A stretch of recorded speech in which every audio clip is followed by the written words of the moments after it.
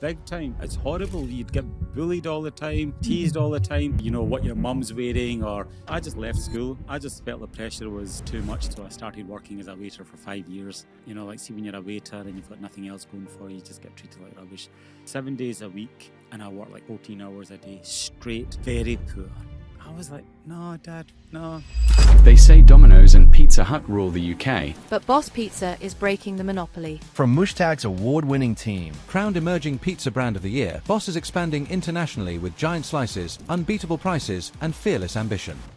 During COVID, I was in the business restaurant takeaway. Then we had to close the restaurant and we created a new business called Boss Pizza. I never went on holiday. I never had dinner with my wife for the first 6 years of that business. All I did was just work, work, work. Why my business is successful, the strategy is to not sell. And that's it. Our mantra is 50% cheaper, 40% bigger, tastier than Domino's. I don't really need to be competing with all the local takeaways and carriers. International franchise show in London, we decided let's just go for the biggest stand, all digital. Even the floor was digital. It looked amazing. Is that worth £70,000? For me, I had £30,000 saved up. Stocks and shares. I lost all of my life savings. Doesn't sound like a lot of money. I've run 3 businesses in my time. Do you have any regrets? No, because my parents, we were brought up on 1/3 of the bare minimum wage. It's quite difficult to buy a property in Scotland being a brown person. The key thing is, Sean, people come and go, systems stay. How many franchises have you got? So we've sold in the pipeline, there's nearly. Open up your business and you're going to make millions. Don't bloody do it. It's too difficult. It's going to kill you. Welcome back to Take a Seat. This is the #1 channel for mindset and motivation. We interview entrepreneurs, celebrities, and people in the know-how to give you the latest drip. Today's no different. We've got a CEO of a pizza company. He started off as a waiter, but recently I've seen that he only makes 64p from a £10 pizza. That intrigued me and I want to find out more. So please welcome Ajmal Mushtaq. Thank you very much for having me on your podcast, Sean. Let's talk. How you doing? I'm very well, thank you very much. Great to be here in London again. Yeah, I mean, where have you travelled from today? Scotland. Scotland. Yeah. What, are you Glasgow. from Glasgow. Hamilton, did you say? Hamilton, just outside Glasgow. Okay. Yeah. What's it like up there? Nice. It's a lot cheaper than it is here in London. The quality of life is very good. The commute times are a lot less. So yeah, generally the quality of living is generally a bit higher than it is in London. But nothing beats the buzz of London. I stayed in London. I lived in London for 10 years. So I've got a good point of comparison. So yeah, it's good. Amazing. And being that we're talking about, you know, it's a bit more quiet up there, maybe more space. What are the properties over there saying? Because I'm sure I've seen a video of you in your house talking about your banister rail and how big and how nobody else saw your vision. But all I was looking at, that looks like a castle. What do you want me to say to that? Yeah, that staircase took me 2 years and there were nearly like 100 men involved in building that. Wow. And you're in the property business as well. And after 18 months, every day, teams of people turning up. And after 18 months, I thought, have I bitten off more than I can chew? Because I just couldn't see the end of it. But fortunately, we got there and the end result is very nice. What sort of property building is it? Is it because it didn't look like a normal terraced house? It's a sandstone villa, sandstone house, like your old traditional sandstone houses. And then I doubled the size of it a couple of years ago as well. So I've made it pretty big now. So Added some value onto that. Are they expensive up there? I mean, it's not as expensive as here in London, but yeah, you're talking, I mean, it's best part of £1 million for a traditional sandstone house, 7, 8, 900,000. So I bought it about 10, 11 years ago. And as I said, 2 years ago, I just doubled the size of it to like nearly 11,000 square feet. So Wow. it's a sizable property. That's a big What do you have in 11,000 square foot? A wife and 4 kids. A wife and 2 kids. There's only 4 of us. Yeah. It's not the it's not what you've got in it. It's the size of the rooms. Like on the first floor, we've only got 4 bedrooms, but the bedrooms are huge. They're like hotel suites. You know, they've got their living area, they've got their bedroom area, they've got walking through a walk through corridor into like a large dressing room. So it's almost like we were in a 5-star hotel in Mauritius for our honeymoon many years ago. So we modelled our bedroom, my wife and I, we modelled our bedroom on that suite. So it's quite nice. Oh, beautiful. Yeah. Lovely. I've actually heard that it's quite difficult to buy a property in Scotland being a brown person. So I was in a networking event. I was up central London in Mayfair, and there was this lady with a deep Scottish accent, and she goes, "I source very good properties, but quite in the north of Scotland." Right. And she goes, "They do very well on the Airbnb model, where people just come. They want to be in a secluded place, quite high up from away from people, near the coast." And she goes, "They do really well.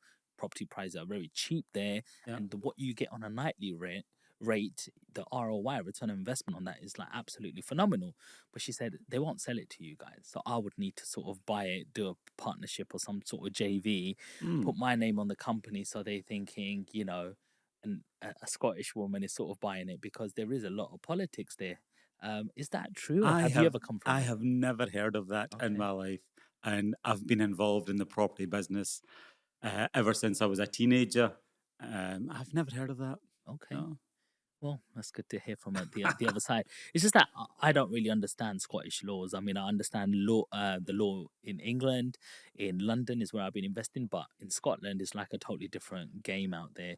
I think you got different sort of tax rules, different Airbnb. You need different licensing out there. I don't know about Airbnb because that's something I don't get involved in. But I think buying a property in Scotland is just much simpler. You either own it or you don't. There's no leasehold, freehold. It's just freehold, that's it. You either buy it or you don't, and you own it outright. So you don't have to pay any ground rent to anyone. So from that point of view, I find it's a lot simpler. Today's episode has been sponsored by Sean Land. We're growing a like minded community on Discord. So if you click on the link in the bio, you can enter it absolutely free. So tell us, you're the CEO of Boss Pizza. Well, CEO, it's a small startup. We've got growth ambitions, but the key thing is, Sean, one step at a time. There's no point in rushing ahead, loading the business with debt, and then the wheels come off. I'm in no rush to build a large, profitable business. And I think for me, the strategy is slow, steady, and don't be in a rush, and don't be under any pressure from anyone. How many franchises have you got at the moment? So we've sold in the pipeline, there's nearly 80, 90 in the pipeline. We've got 5 shops open. We've got another 12 shops being built right now. Wow. And then there's probably another 20 opening next year. And then the rest are at the property search stage. So in the whole timeline of opening up a shop, we can do everything in a matter of days or weeks. But the longest pole in the tent is that property search. That could take you 1 week, it could take you 1 month, or it could take you 1 year or more.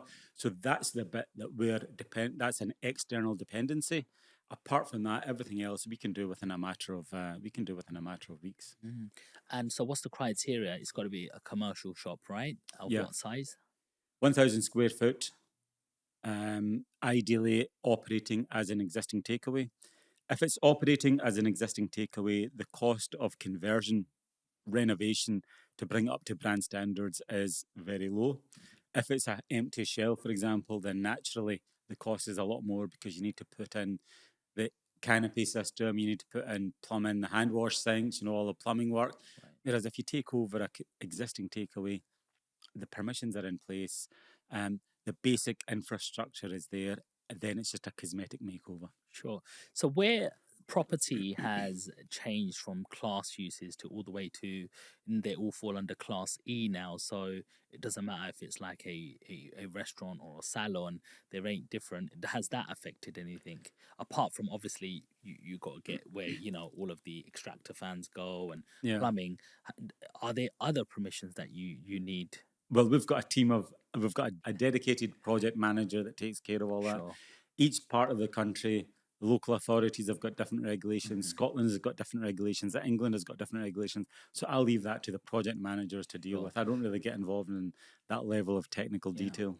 What's the main difference that you can see between Scotland and England in terms of the way people buy? I don't think there is any difference. I think people get hungry everywhere. And everyone in the UK, there is no one that's offended by a slice of pizza. Okay, so talking about being offended, I need to ask you a very important question. Sure. Does pineapple belong on a pizza? I don't mind it. I'm not offended by it. I quite enjoy it. Amazing. So, how did you come up with this concept of Boss Pizza? Like, where did the name come from? How do you look at the branding, marketing, colors, all of that sort of stuff? Yeah, it's very straightforward for me. During COVID, I was in the restaurant takeaway business. It was very, very busy. Then we had to close the restaurant, and I thought, what's a good way to supplement the income? And we created a new company, created a new business called Boss Pizza. Remember, we're working with the dough every single day for years because we make naan bread. So we've got a good understanding of dough fermentation process, how the dough rises, how the dough behaves in different temperatures.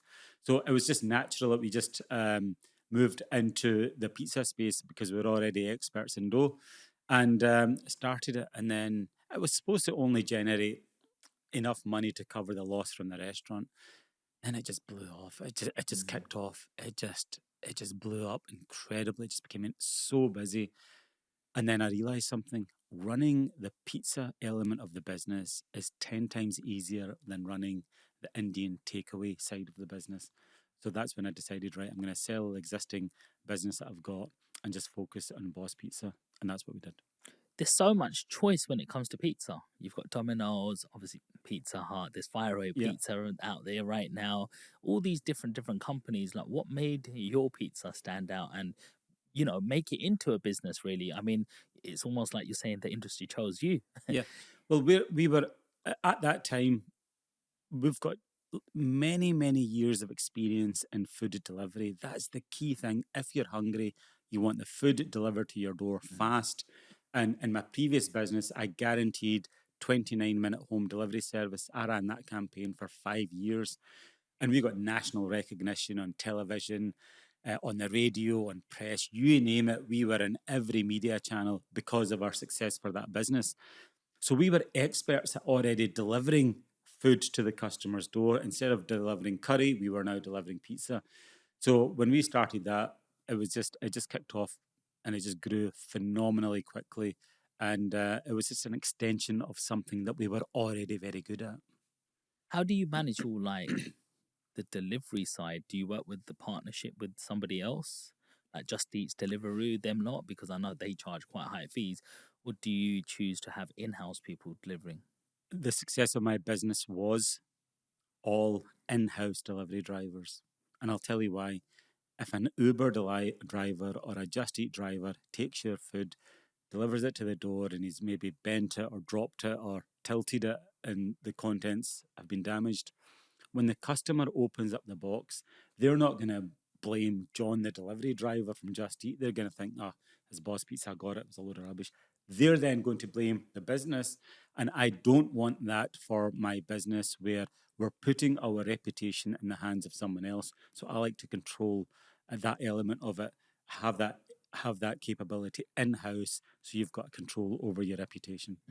Isn't that an extra cost to the business? So when you franchise it, do you not need to, supply drivers with motorbikes, or is that a requirement for the job? It's just a requirement for the job. And many delivery drivers have got their own insurance and they work in store and they do the deliveries as well. Wow. Okay. And the way I see your business in terms of the pizza sort of side of the assembly line, it reminds me a lot when I used to work for McDonald's. It's like you don't move from your position. What did we used to call aces in your places? Right. Like so you'd see an order. Well, somebody will order it from the front. Yeah. You'll see it on a screen, and you'll only see the bit that you need to know. So you're like, oh, that's a wrap or that's a bun. Yeah. Goes down, you address it, and then you give it over, and there'll be one person who's just putting the patty on and then calling out for how many more patties he wants down, and it's straight into production line.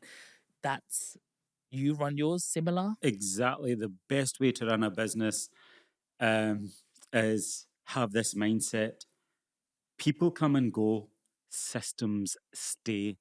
And that's what we focused on heavily. And that's what every business owner should focus on is the systems. So when key personnel leave, you just take them out, you plug someone else into the exact position, train them up to the exact same standards, and your business, your customer offering doesn't get impacted. So that's what we do. We focus heavily on this system. That's what we've done.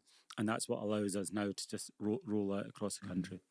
That system also sort of requires you to be busy to a certain aspect, right? Yeah. Because if you're having 3 people and you're paying 3 people's Yeah. labor Yeah. and you're not busy, then your labor goes off the chart. How do you manage that? Well, that's my job. That's my job to make sure that the business is being promoted. I'm working with the franchisees to make sure that they're spending X amount on marketing. We've got 30 different marketing channels that we use. So that's on the business owners to make sure they're driving sufficient volume into the business for the resources that are on. Do you enjoy marketing, the marketing side? I love marketing. I live and breathe marketing. That's why I'm sat here talking to you. This is marketing for me, and it's free. Absolutely. Come on, man. Tell me more about the marketing side. Like, what stuff works for you? What do you enjoy about it? Tell me about, like, I see some of your content. You got very good hooks, Right. which is why they go viral. You say something very different or controversial, and then it comes to a point that makes sense. Yeah, I think for me it's very, very, very simple. My number one rule of selling is to not sell. I'm on TikTok. I've had maybe over 100 million views on one channel alone. And I'm not selling a book. I'm not selling a course. I'm not trying to sell you any pizzas. All I do is put out really good, valuable business content for the business community. And that's it.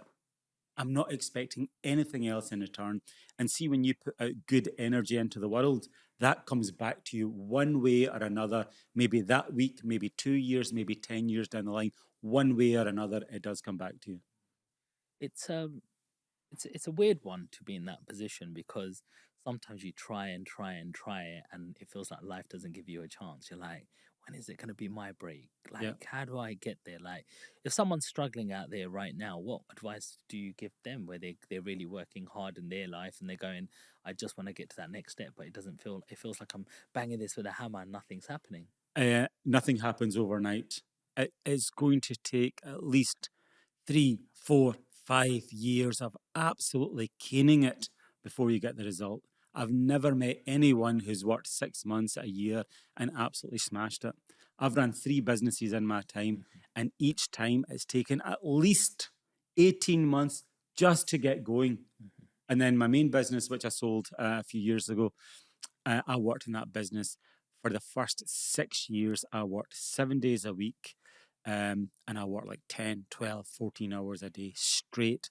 I never had dinner with my wife for the first 6 years of that business. So these are the sacrifices that you've got to make. I never went on holiday for 6 years and never went out to eat in restaurants. All I did was just work, work, work. And then my son was born as well, just as we started our business. Hardly saw him for the first 6 years. Wow. I would see him maybe for half an hour in the morning and maybe half an hour at night or something. That was it. Wow. Do you have any regrets? No, because that sacrifice has now given me a lifestyle that I couldn't have even dreamed of when I was younger. Now I've got a daughter as well. She's 9 years old. My son is 15. We can go anywhere, do anything. I can spend the maximum amount of time. Now I'm at the other end of the spectrum. My son wanted to go to watch. He's a Man City fan. He wanted to watch Real Madrid versus Man City in the Bernabeu. This is a few months ago or last year. Just went straight away. Cost thousands of pounds. Never even thought twice about it. So these are the benefits of the hard work and sacrifice. It does pay, but it does take time. And most people, they don't have the patience. They don't have the longevity or the willingness to make those sacrifices for such a long period of time. How do you stay patient? Well, I'm blessed because I know the journey. I've had 3 different businesses that I've built, and each time I know it just takes time. There is no other way. And I've got a personal trainer that comes with me. I made a video, and he's ripped. This guy Jason is, and I'm like, imagine I turn up to him and say, Jason, I want to have muscles like you. I'm going to work really hard for 3 weeks and I want muscles like you. That's never going to happen. So I think people should just bring themselves to reality and understand if you want a great body, a great business, anything great is going to take a great amount of time. I agree. Do you think there's any sort of bond that's been impacted between your partner or your firstborn, who up to 6 years there was some time lost out at, or do you feel?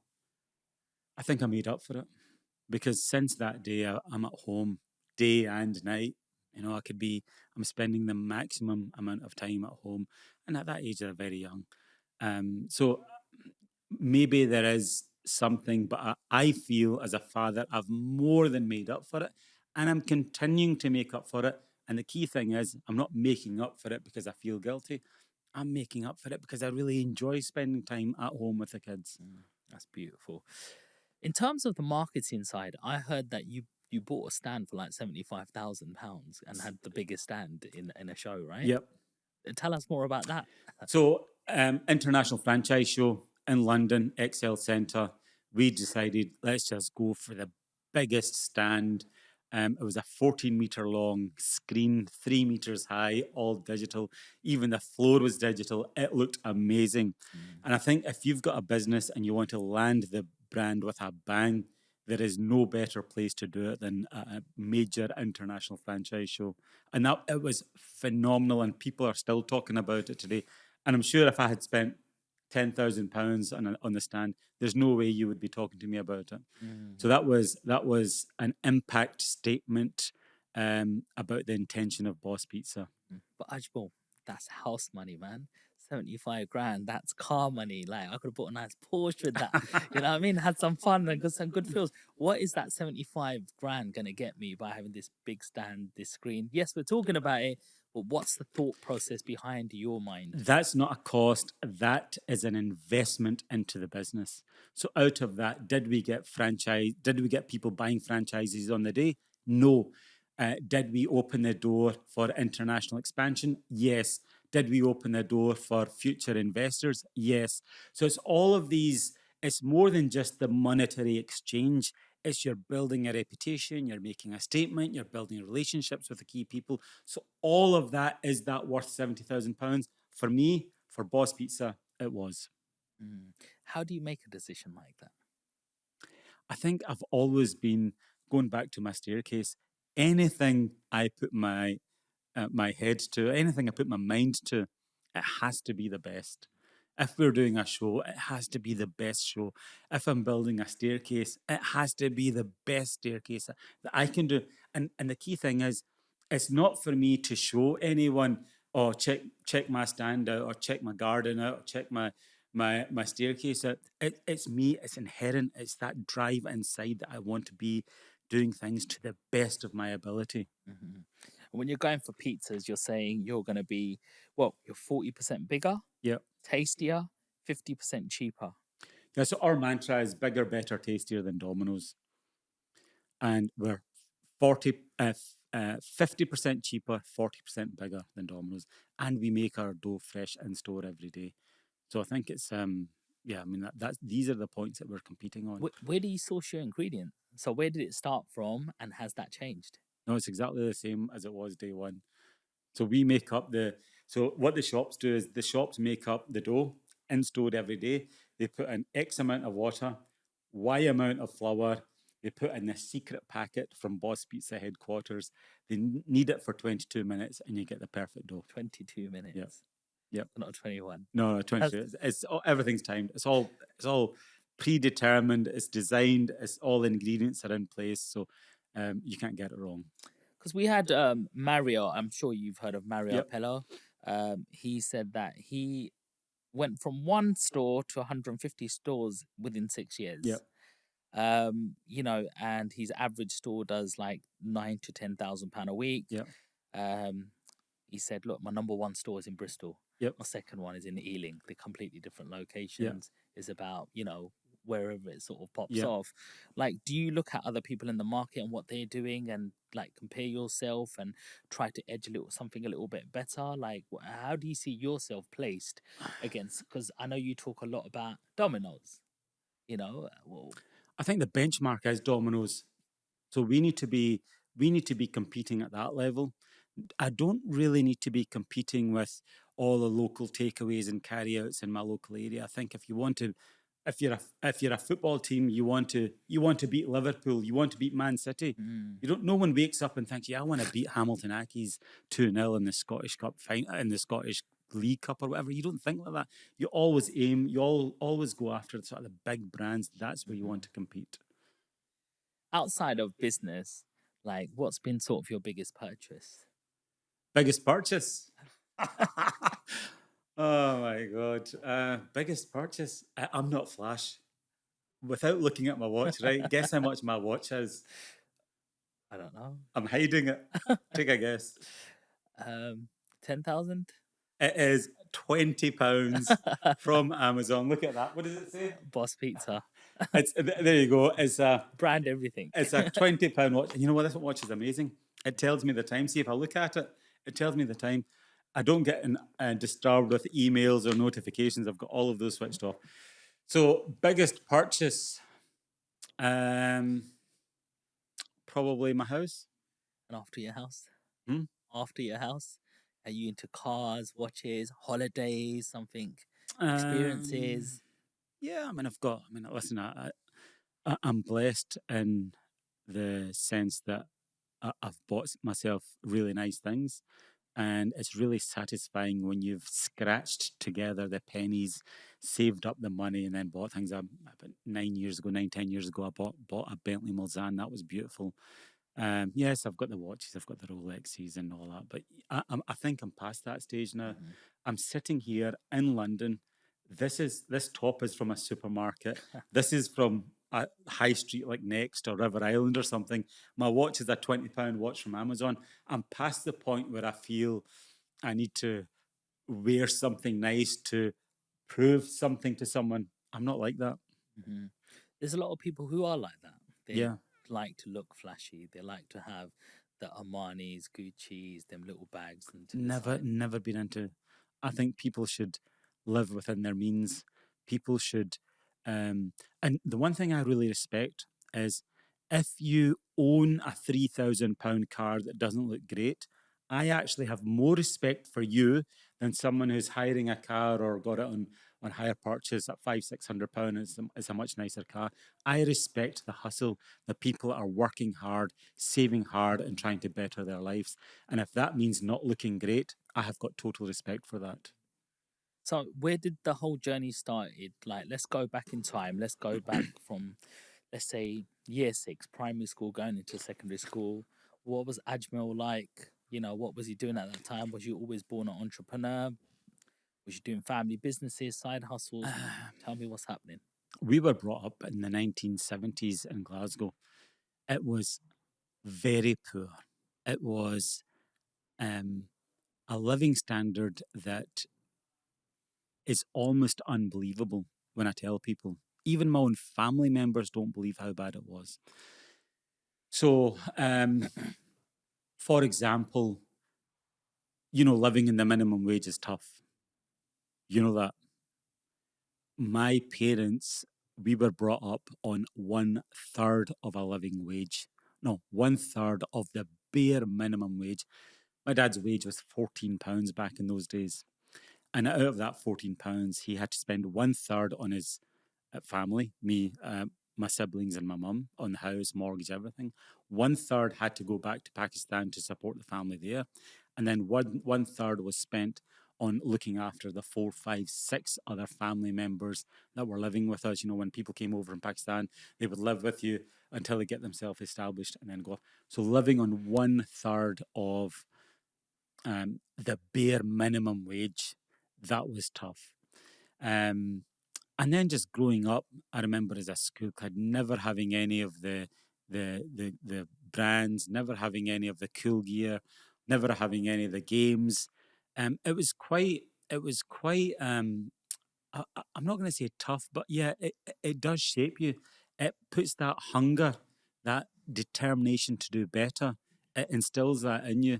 And hats off to my parents. They did phenomenally well at making sure that we were brought up well, and we were all educated, um, and and huge respect to them for sort of pushing us down that line, because the whole family's now doing very well. How did you feel at the time going through that?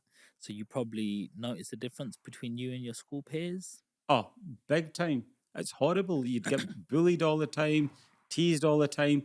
One, I was an ethnic minority, and I was the only ethnic minority in a class, so you get picked on for that.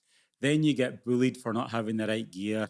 Then you get bullied for or teased for what your mum's wearing, or all of these things. You'd always just you're always picked out or singled out, and it wasn't very pleasant actually. But you at that point you just get on with it. You don't really know how to deal with it. You just crack on as a young kid. You just do it. But now looking back, I think that was pretty horrible actually. Mhm. Do you think that builds resilience Oh, within you? 100%. 100%. That gives you that steely determination. And I get that from my mother. My mother wasn't educated at all. Remember, she's now 80 plus, about 82. Back in the days, it wasn't the done thing for girls to go to school. She never went to school one single day in her life because her parents thought, no, girls don't go to school. So growing up, my mum was she was different because she wasn't educated compared to a lot of her peers, and that gave her the determination to educate her children. So my brother's a doctor, my sister's a doctor, my other sister's a scientist, and I left school with no education, but that's another part of the story. But the point is, because she didn't have that education, it gave her the determination to push the kids to make sure they're educated. And it's the same for me, because we were brought up with not having all of those, all of the clothes, the games, the toys. It just gives you that determination to succeed. Mhm. That's where I get the What a determination brilliant from. woman. Hmm? What a brilliant woman. Yeah, yeah, Because some people can, you can have generational trauma. yeah, You've been beaten or been treated a certain way, you end up doing to next generation. But it does take someone to come in and yeah, go, I'm going to change something. yeah, yeah, And for her to say that, oh, I didn't get education, doesn't matter, that I've got through life and I'm Mm. okay. But that determination in all of you kids, Yeah. obviously you've all turned successful. yeah. Women are such incredible Yeah. components of the Mum, family. mum made incredible sacrifices, and at that point, I think when my siblings were in high school, ready to just go on to university when they needed the grades, my dad's pay was £200 a week at that point, and my mum would spend £60 of that on private education, getting tutors, and everyone went to state school. She'd spend £60 on getting private tutors in for my brothers and sisters. To make sure that she did everything possible to make sure they got the grades to get to university. So that was good. Yeah, so that was very good. So talk to me about, going through your GCSEs. You said, did you come out with no grades? Yeah. So my parents were like, education, education, education. And I was a rebel. And I thought, my dad sort of almost forced my brother to do medicine, forced my sister to do medicine. Not forced, but really pushed them towards that. And they're glad they're now doctors. They've been doctors for decades now. But that never worked on me. I was like, no, Dad, no, I'm not. I don't fancy doing medicine. So I just left school. I just felt the pressure was too much. There was no way I was going to get the grades to get into medicine. So as a result, I just left school. What, without doing your exams? Yeah, I just left and I started working Wow. as a waiter for 5 years. Wow. Do you think it's anything to do, look, coming out of the whole, what your siblings did, but do you think it's anything to do with being the youngest sibling? Maybe I am the youngest. Yeah. I am the youngest, so maybe. So are you like babied more? It doesn't matter. He's the youngest. Long as the others make it, like we'll all carry him. Like, do you think there's any sort of that No, going on now? not for me, certainly.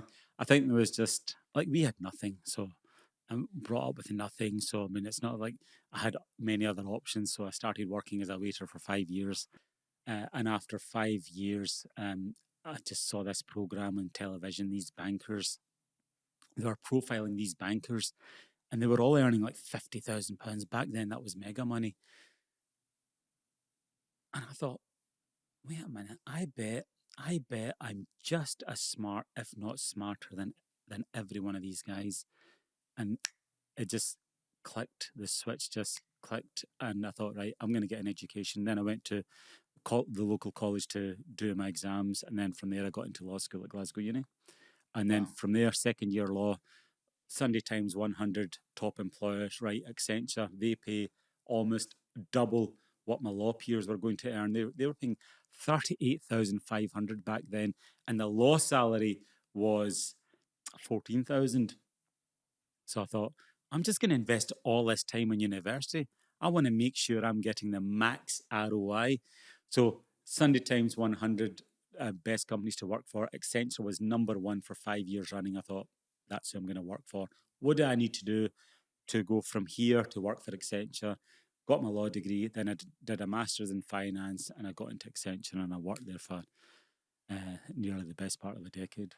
What was different about the education in school and then 5 years later? Was there a different drive within you to say, I want to study now? Oh, 100%. In school, I wasn't motivated. I wasn't interested. My grades were just, I was probably all right. My grades weren't too bad. They were all right, but it wasn't the ability. It was the motivation. But then when I went to college to do my grades, to do my hires, the teacher would walk in, "Hi everyone, how's your weekend?" And I would be sitting right at the front. I'm like, no. Don't worry about the weekend. That's gone. You teach.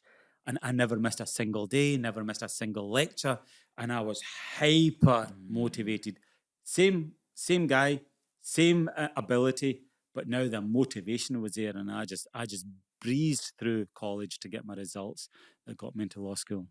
What brought that drive inside you? Because there's a lot of people who drop out of school, college, go into a job just over broke, they call it, Yeah. and they just end up staying there, and they're going, it wasn't for me, didn't do well in school, and just carry on going.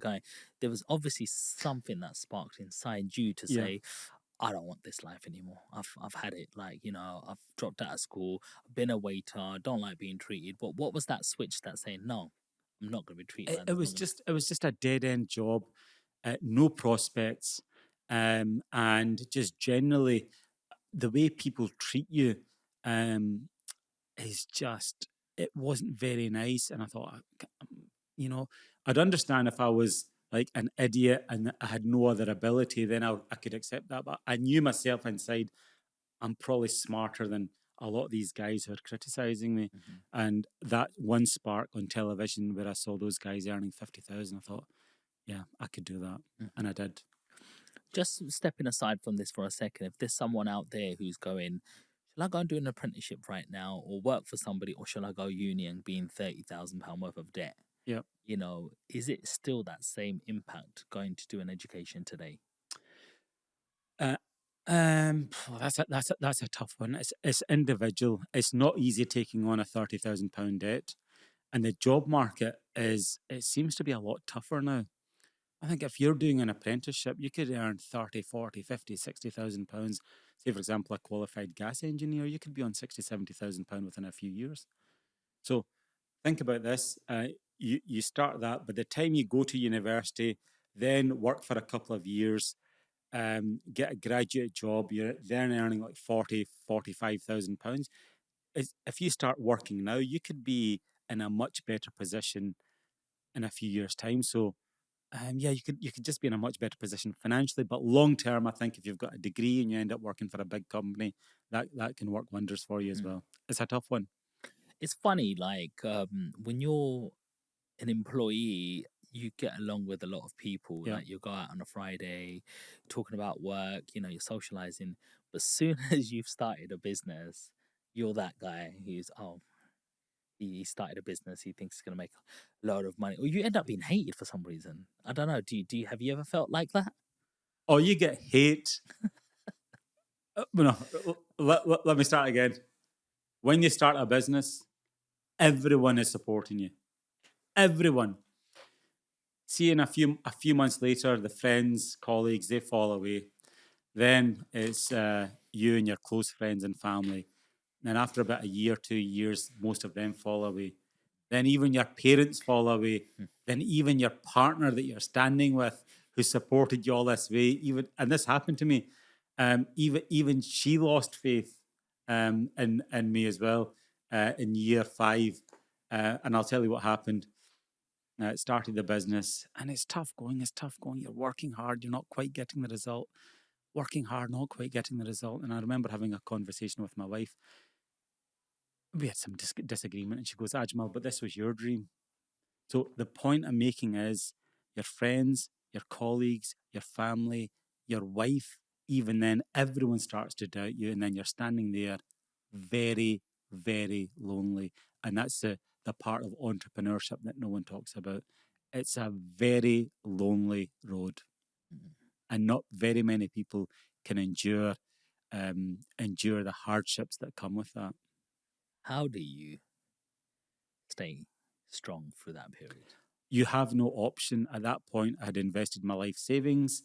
I had sacrificed my career. My wife had sacrificed her career. All of our savings went into the business. We had no choice. The only way was to work through the difficulty and achieve the result by force. You almost have to bulldoze your way to success. So you got yourself into a nice corporate job, Yep. a great salary, I Yep. suppose a lot of benefits with them. Amazing. Yeah. 6 weeks holiday, bank holidays, sickness, training days away, travel, to United States every year. It was very, very good. And then what happened? But there was a burning desire inside. I've got so much more to give. I had to appear in television once to do an interview while I was working with Accenture. And the number of hoops I had to go through, hurdles and hoops and sign-offs and compliance just for one 30-second interview. I thought, gosh, this is crazy. But I knew I had that entrepreneurial spirit in me, and I can make a go of it. And I thought, I've got so much more to give. And that's why I made the decision to leave the corporate job and to start my own business. How do you start your own business from going from a salaried, you was on roughly how much? I think then it was close to 100,000. Wow. So That was 2001. wow. So that's a really big Yeah, salary. I was just under. Yeah. Nearly 25 years ago. And to be in that sort of position with 6-figure salary, what was you going to be going into? Working for nothing for 2, 3, 4 years, but you're laying the foundation for potentially a successful business. And for me, that was worth it. Do you just shut out one day on your corporate job and just land into your job, or do you start something before? So I'll tell you why I'm asking you this question is Good question. I'm very risk averse. Right. Yeah. So I used to work for Barclays. I've got a job as a cashier, coordinator, personal banker, premier manager, high flying job and stuff. But what I did is I just took my earned income and I started putting deposits on houses. Right. But once I got up to 4 houses and it gave me 3-4 grand a Yep. month, I was like, okay, it's safe to now take a career break, if that makes sense. So if I step away for a little bit of time, I can still go back from this career break. They love me and everything. But at the same time, I've now got 3-4 grand. I can pay my house mortgage. I can run my household. But then I can start working on this new business, having that little bit of a cushion. That's how it has to happen. How did it happen for you? It was exactly like this.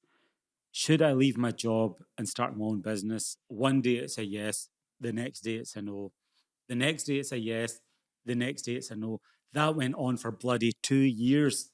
I would ask my brother, my parents, and everyone was like, they just got fed up. And I decided one day, you know what, I'm just going to do it. What's the worst that can happen?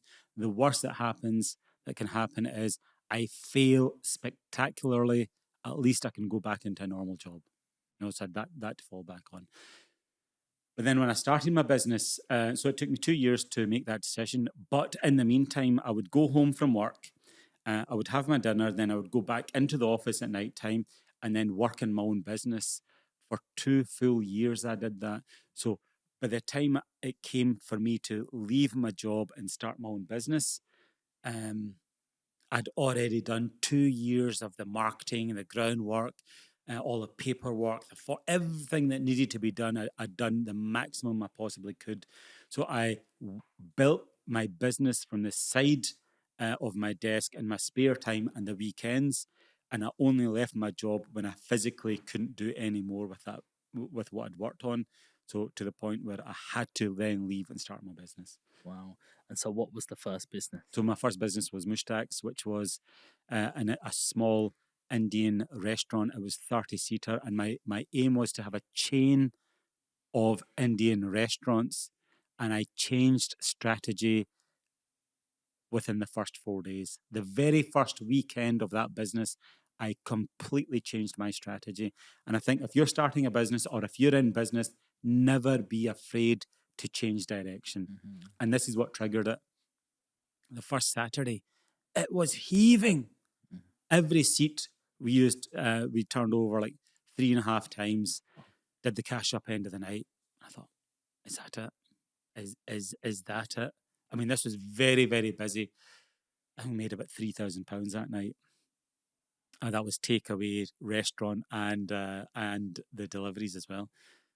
And I thought, that's not really gonna work for me, because I've just left a really well-paid job, and so is my wife.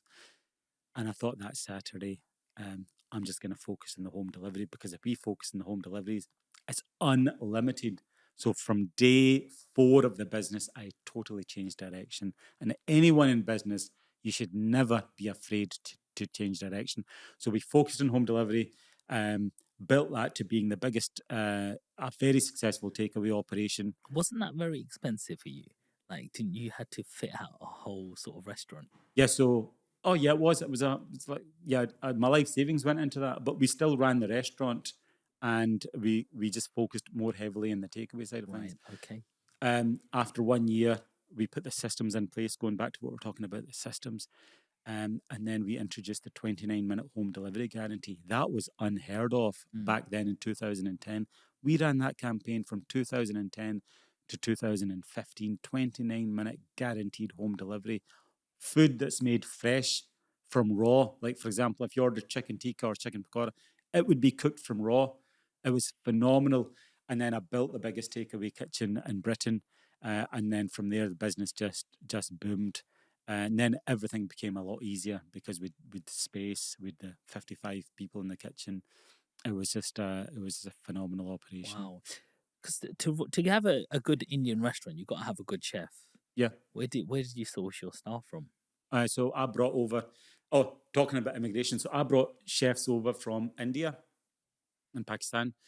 Because it was such a big operation, we had 4 section head chefs.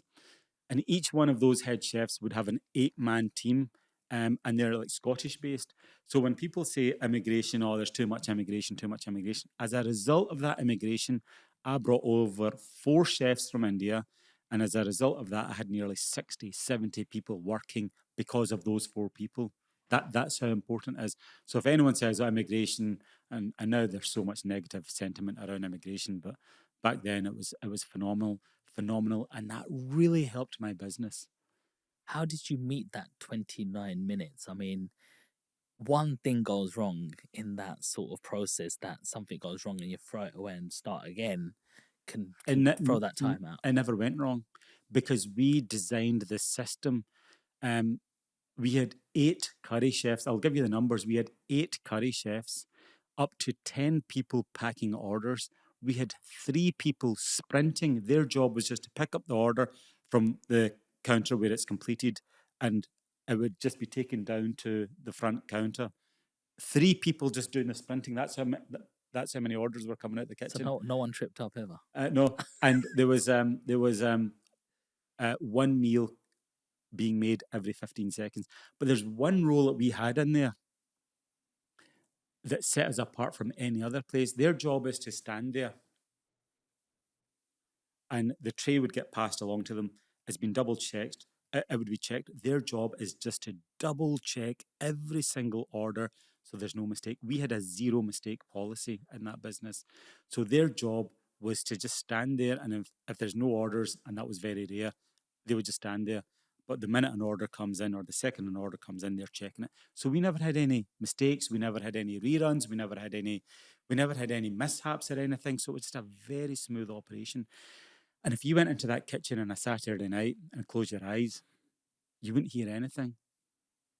And you would think there's no one in this kitchen, there's nothing happening in this kitchen. But when you open your eyes, you would just see people just working like crazy. But there was no chaos, there was no shouting, because everyone was working to a system. Wow. If I had like Gordon Ramsay come down, he'd be impressed. Oh yeah, we had BBC Two Best of British Takeaways, Tom Kerridge, the Michelin star chef. We had a lot of famous people in there checking it out. Channel 4 was there, BBC Two was there, BBC One. We've appeared in all the major channels, media channels, radio channels, business publications, you name it. We appeared in them all. So how do you scale it from that one little restaurant and then get your deliveries going to the biggest kitchen in Britain? Relentless focus on the customer. I would be on the delivery line, making sure that every single order is being made within 10 minutes, and then every single order is being delivered within 29 minutes. I would actually be batching them up and putting them together. And if another order came in for an area that's going out there, yeah, let's prioritize that. So it was like a very fast moving game of chess often, but it was phenomenal. We had to be very, very. The whole team was very switched on and hyper motivated. How do you do your recruitment process? Because the hardest thing in a business is people. Oh, for me, it was easy. It was so easy because it was a 60-man team. And a lot of the jobs don't require that much skill in order for you to be successful. So, for example, we had the sprinter role. Their job would be to pick up the order from the kitchen and run it down to the front counter and back. See, in that one very simple, mundane job, I could tell more about that person's attitude, their smile, their interaction, their drive, their enthusiasm. I could tell more about all of these things than I could in 1,000 hours of interview. So if someone had a really nice smile, we'd say, yeah, we could actually put that person in front of the customers. If some guy was big and strong, he could work in the kitchen lifting the sacks of flour. If someone else had a really pleasant voice, we would put them onto the phone team. So it was because it was such a big team, there was always roles for good people. So because we used that funnel, that sprinting role, it wasn't really a role, it wasn't really a job. That's almost like a job interview. But people never knew that. Wow. So you got a good eye for, strengths and weaknesses of people. How did you start managing all of the other sides? So the side people like is, hey, let's just take the money in and get the product out. But then who does all of the sort of account sort of side of things? Like, how did you manage all of that side? That was done by the accountants. My job would be the restaurant would only open, the business would only open 4:30 to 10 p.m. My thinking is, if you're making money, you can make money in this much time. If you're not making money, you could be there 50 hours a day and you're not making money. So it was a very concentrated effort. So I would work in the morning from 9 o'clock to like 4 o'clock in the office, doing the marketing, the promotion, the business management, go home for a rest, and then I would start again at 5 o'clock and I would work till like after the business is closed. I would work till about midnight afterwards. Every day, did that for 6 years. And when the chefs left at 10 o'clock, that's when I would go into the kitchen and make up the spices for the following day. Wow. And it's that consistency, that mundane job. It's called Miracle of the Mundane. One of the key success factors for that business was the food was exactly the same day in, day out for years. And that was all because I was in the kitchen after the business is closed, making up the spices for every single item of food that's going to be cooked the following day. Wow. And see that job, mundane, neck ache, mood ache, headache, you name it. But it was the most important job in that place. Wow. Going back, would you still do that same sort of job that late at night? I think, I can't knock it because that success gave me a lifestyle Sean, that growing up, I couldn't have even dreamed of the lifestyle that I'm living now. So the answer is yes, I would do it again.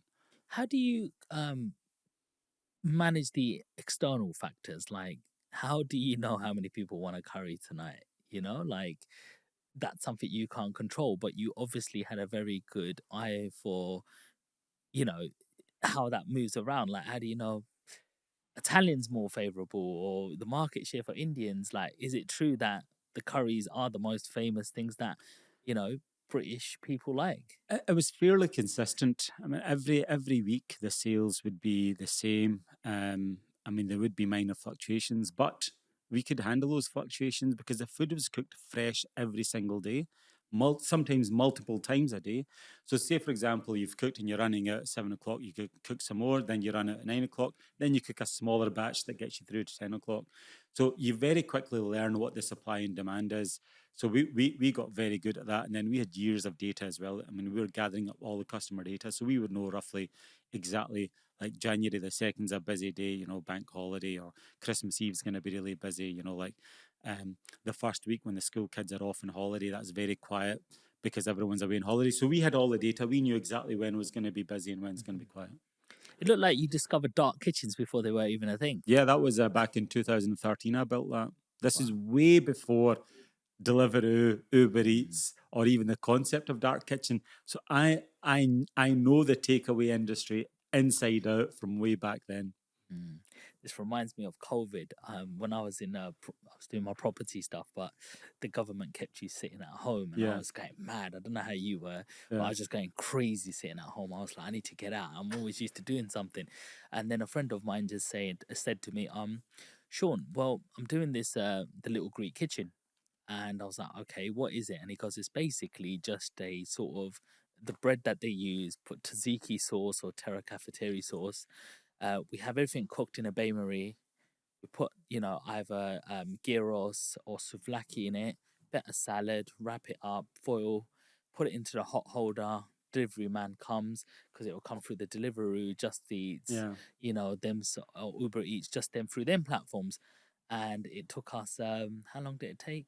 Basically, when I started the business, it was doing about £30 a day. It was hardly Right. nothing. It was next to Liverpool Street. Yeah.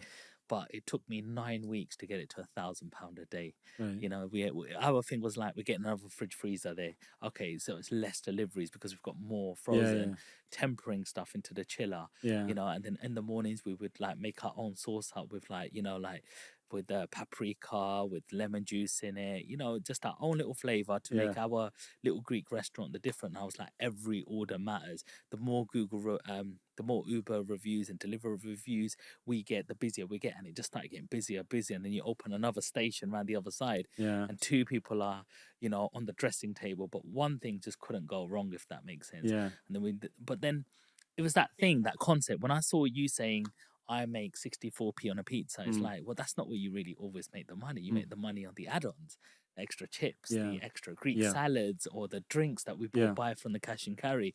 That's what it sort of really, really reminded me of when I saw your story, you know? And that, for anyone who's watching this who doesn't know what we're talking about, I made a video. This was about 3 years ago, I think. That video was a 16-inch margarita pizza for $9.99. Okay, the prices have gone up now. The profit margin on that was approximately 69 pence. But that's with the Just Eat commission. But if you take out the Just Eat commission, that would then probably add another 13% onto that. So it'd be about 18% profit, which is not bad.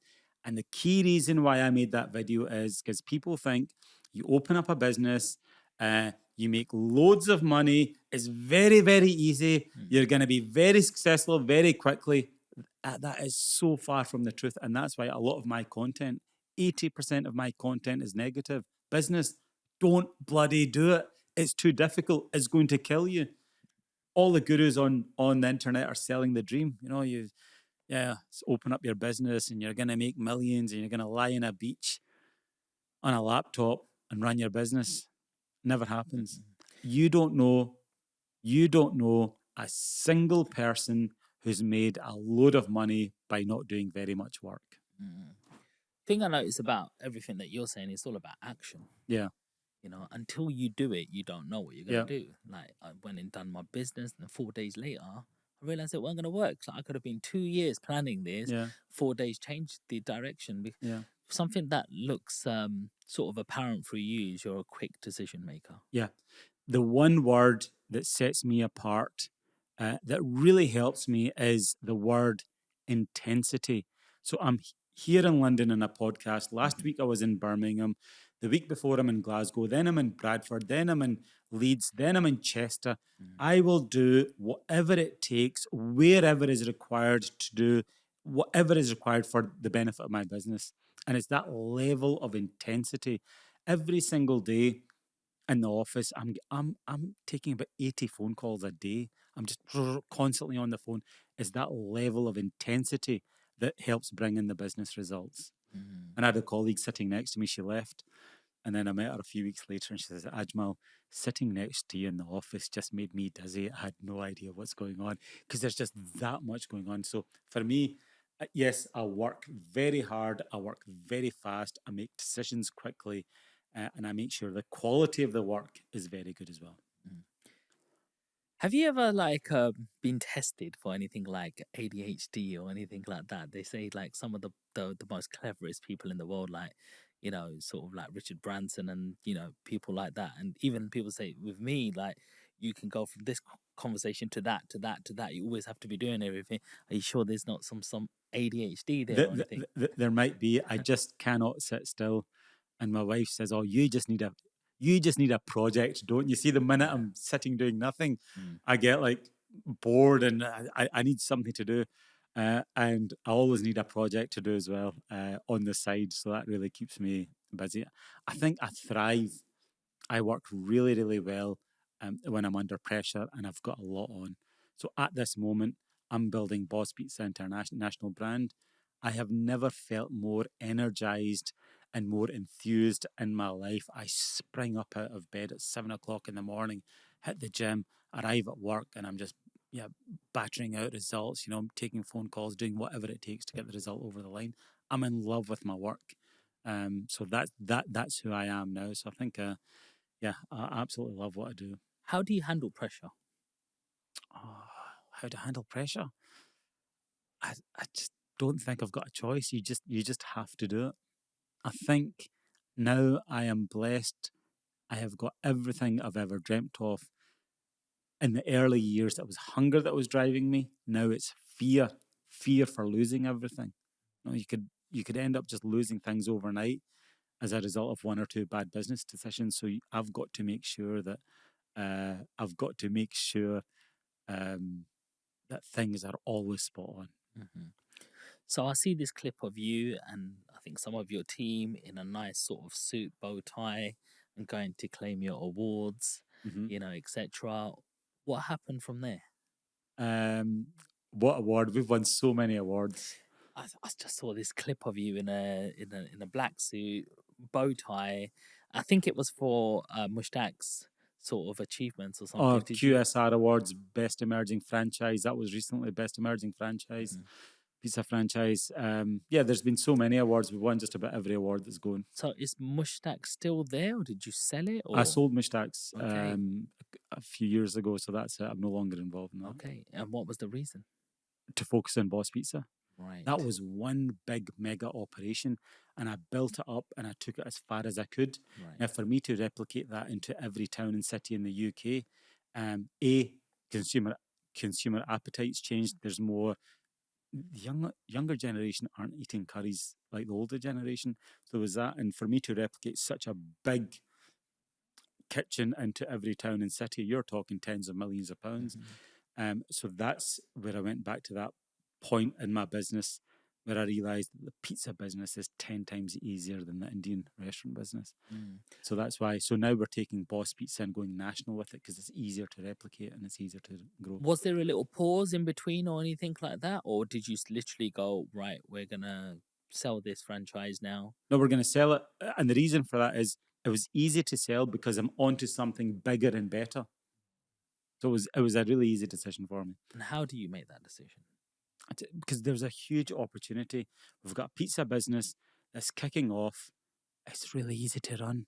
It's so easy. It's almost too good to be true. You put the pizza in one end, it comes out the other end, it's fully cooked. You don't need any experts checking the dough, or you don't need any experts checking if it's cooked or not. It just happens automatically.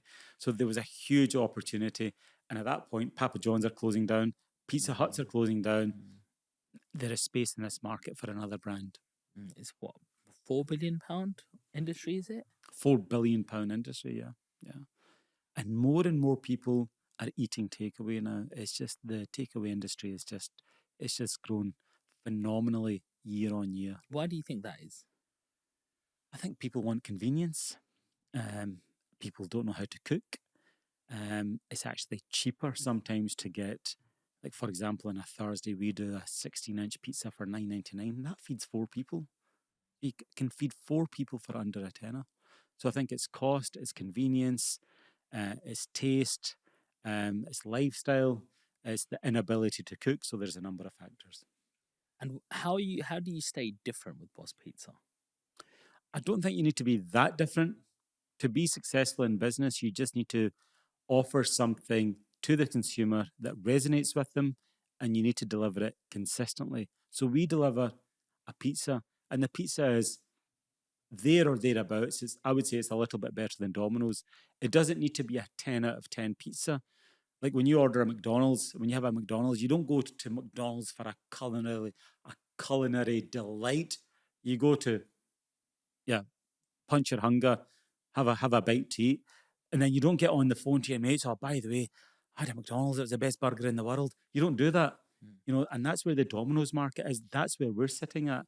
It's convenience, it's good quality, and it's just consistent. Do you cater for people who are like gluten free? Not yet, but we're looking at that. Okay. And what about in terms of like the carbohydrates aspect of it? What about it? There's some people watching the carbs, Yeah, well, if you're watching the carbs, then just go and get I don't know, order some chicken fillets. Yeah. There's pure protein for you. Do you do any salads or anything like that? Or would you be bringing in any other products? Yeah, we've got the whole range of sides, desserts, sides, wedges, chicken wings, chicken strips, fillet chicken. That's all really popular these days. So what does it really, really take to be sort of an entrepreneur overall after all of these businesses, after working for other people, doing the education that you've had, you've been employed, self-employed? What do you think it takes to be you? I think you have to have the hunger you really need the hunger. Then you need to have the ability to work without looking at the clock. Then you need to have the ability to take criticism and hate like you've never experienced before. So these are all the factors that I think that have helped me. It's shaped me to be the person I am today. And see, back in 2010, right? People can hate on me all they want, and it doesn't bother me 1 ounce, not 1 microgram. I just move on with my life. And the reason for that is back in 2010, when I was in the restaurant business, that was the rise of TripAdvisor, the rise of Yelp. People would go for a meal and then they feel the need to sit down on a keyboard and write a bloody 500-word essay, 1,000-word essay criticizing every tiny bit about your business. Those reviews hurt in the early days, and that's what taught me how to deal with hate back then. So everyone who gave me hate back in those days in the restaurant business, I thank you very much, because now the minute I get hate, it doesn't even bother me. Do you get hate now? On your just the odd comment here or there. Such as what? Oh, just the odd snidey comment or something. Who do you think you are? Blah blah blah.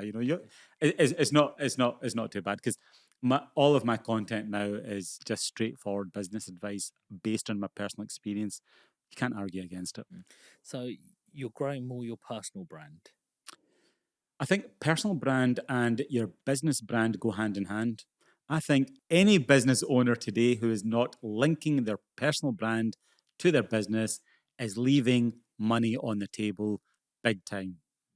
And part of the reason why my business is successful is, the business is doing well, but I'm using my personal brand as a layer of marketing on top of the business, and that yields fantastic results. Where do you post your content? Is it TikTok, Instagram, any other platforms? Only TikTok, and then the team take my TikTok videos and then they put them on the other platforms. But if you were to ask me, I'm only on TikTok. Yes, my videos do pop up on all other platforms, but TikTok is where I'm at. And what about LinkedIn? Do you have a profile on that? Yeah, I've got a profile on that. Yeah. Okay. How important is networking? Oh, interesting. I don't go to networking events. Would you go if you were invited to be a speaker? Oh yes. Then yeah, but generally, I don't know. I just find networking events. I've done them in the past. I've been to quite a few. Oh, I just found it to be a distraction. I think there's nothing beats just getting getting into your business, sitting at your desk, and just working to the very best of your abilities. I think networking, I don't know about you on LinkedIn, but I get not spammed. I get people approaching me on LinkedIn 20, 30 times a day. You know, I'm selling this, I've got this new app, I've got this software solution, I've got this solution, I've got the answer to your business problems. Do you get that as well? Yeah, you get a lot of people, pitching to you because they feel, oh, you've got a lot of money, so Yeah. you're the person who would As need it. far as it's got to the point now, I ignore all of my LinkedIn messages, my messenger messages as well. It's just, and even Instagram, I just don't even read them. It's got to the point where it's too much, and it's almost like far too spammy, and I don't have the ability to deal with so much spam. How about in the terms of so I've gone to in our property board, we have something called MIPIN. Right. It's in France, Cannes, Right. and everybody in the property board will go there. I only found out because I was part of a networking event. They said, we're going to be going there, Sean. Are you coming down? I'm a one-man band in my sort of show, really. I buy the properties. I obviously use different teams like solicitors, accountants, and other people, but I was like, yeah, it'd be good to go because the banks are there as well. Yeah. And they have shows, Blue Alpine events and stuff. So I go there and then all of a sudden I get recognized by a few people. Like, you're that guy from TikTok, right? And they go, oh, I've been following you for ages. And I was like, okay, this is nice. But they were like, yeah, come to our table. Let's have a drink or something to eat. And then some of these people have gone, let's meet up while we're in London. And we meet up in central London, Mayfair. And then they introduce you to about 7-8 people in their team because you need any lending, go to him. Yeah. Anything here. Yeah. And then they're going, look, for example, I'm an agent. I am an agent from North London, and all the undermarket probates come straight into my office. From there, I've got a build team. I've been working with this build team 7-8 years. And guess what? Once it's finished and ready, I have a community of people who always ready to buy these. So I've got the whole machine. All I need is the petrol money, Sean. You've got a good brand. You can put this on steroids. So if you've got 300,000-400,000 lying around, you can start this and we can have a share of 50-50 profits just by putting it through my machine. So we can buy this, for example, 1.3 million, and we're going to flip it for like 2.5 million. Okay. Yeah, so we'll spend some money, but we'll borrow the money because I've got the relationship with the banks already. I know what this is worth. I'll show you what next door sold for. Yeah. You can see 5-6 of my projects. Just hang out with us for 5-6-7 months anyway. Just see how we do things. Yeah. So in terms of like networking opportunities like that, I would never have known that had I been somewhere and then met this guy who's got a totally different model from me. I'm generational. Right. I've never sold anything that I've bought, and I've relied on rental income and then valuations to increase and refinancing and then buying more. But this guy's just into flipping, and I'm like, well, if I'm a little bit cash rich, property's not, property's getting harder and harder. And when you got a certain amount of reoccurring income, it doesn't really make a difference. So why not get involved in a little flip or two, change strategy? So I only met people like him. Plus, maybe there's only another 5-6 other people in my network like that. Right. But it opens up a door. You're right. I think if you're networking in the right circles and they're all in your industry, I think that's valuable. And I do that to some extent, but I'm not a huge fan of going to these networking events where there's just lots of different business owners and different types. I just find it's a bit more difficult to get some real value, to draw down some real value from. No, I used to notice that a lot as well. Yeah. And you still do get it. You go into a room and sometimes, especially I think the problem with you is it's a good problem. Is you're probably the biggest guy in there. So I don't know about that. so you're probably getting a lot of people pitching to you rather than trying to collaborate or going, Yeah. I'm doing this, you're doing that. Yeah. We could do this together, Yeah, sort of yeah. thing. So it's a little bit harder sometimes. I mean, what's coming up for you now? What's next? What's next is very simple. I'm just focused on building Boss Pizza into a national brand. That's my only focus.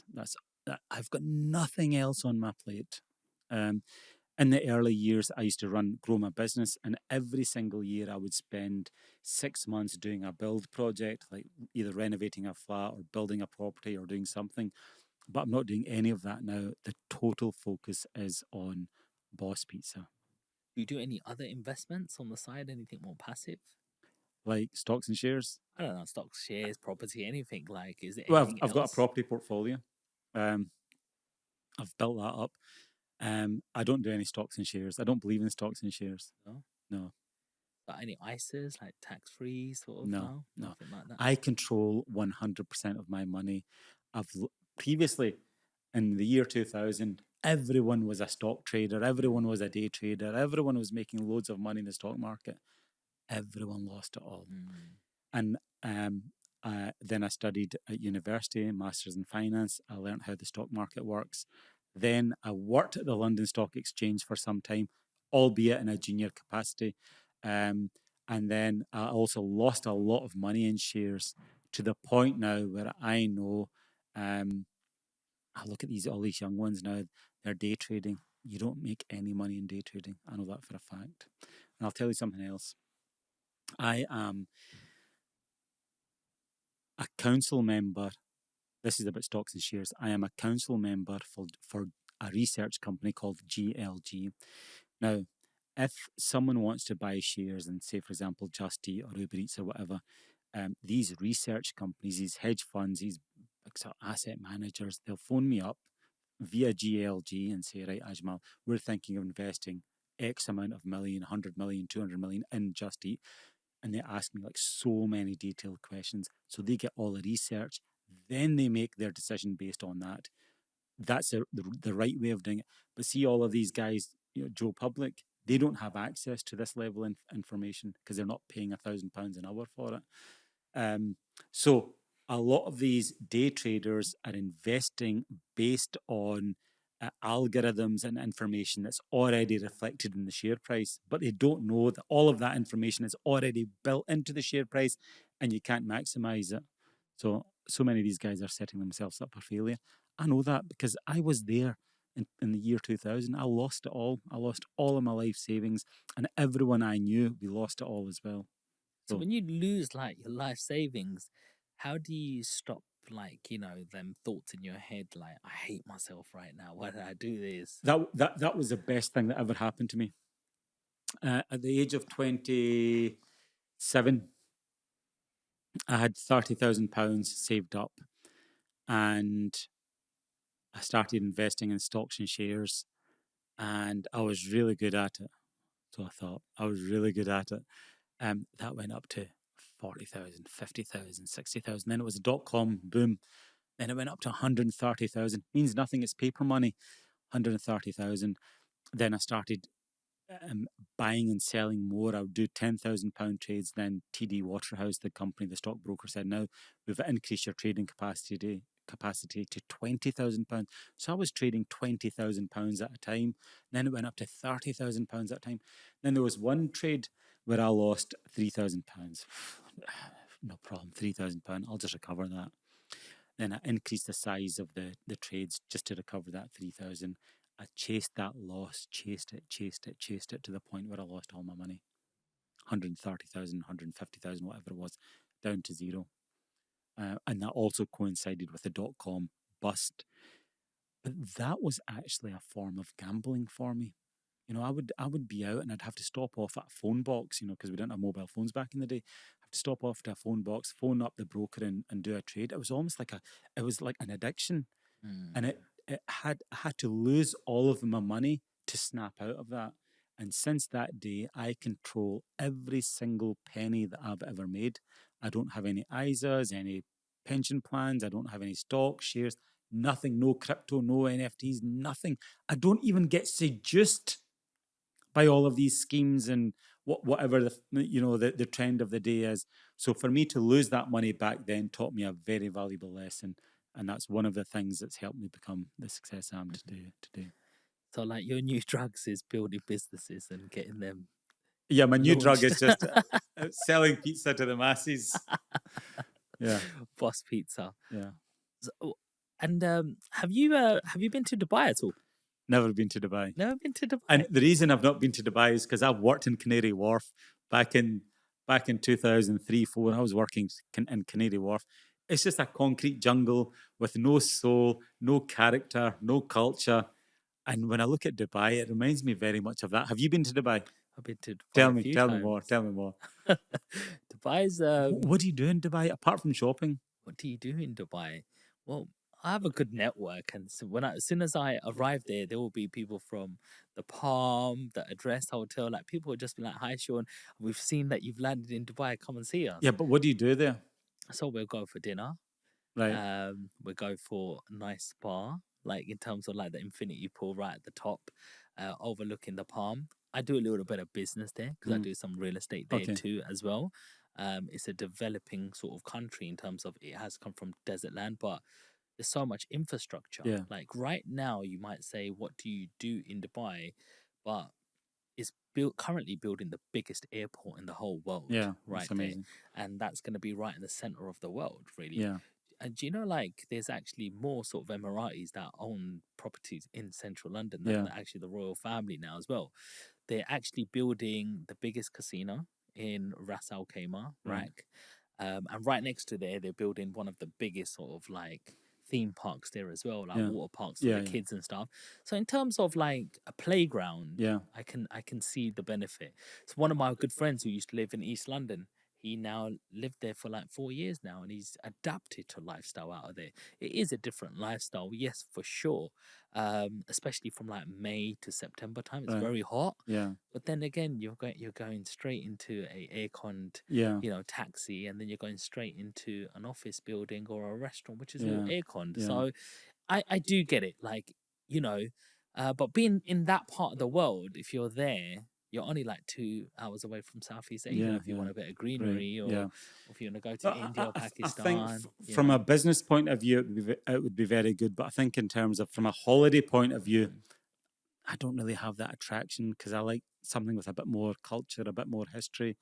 So that's just personal. Yeah, try it. Yeah, I will. I think you got to try. I think that I'm the only person in the world that's not been to Dubai. Now, a few years ago, I had the same opinion as Right. you. That's why I would say that. Ah, right, okay. Because I was always just working 7 days a week, Right. Monday to Friday, Barclays, Saturday, Sunday, McDonald's. You know, Right. like, and sometimes I don't know. Sometimes you just gotta see it for yourself and stuff. So, where are places you have travelled?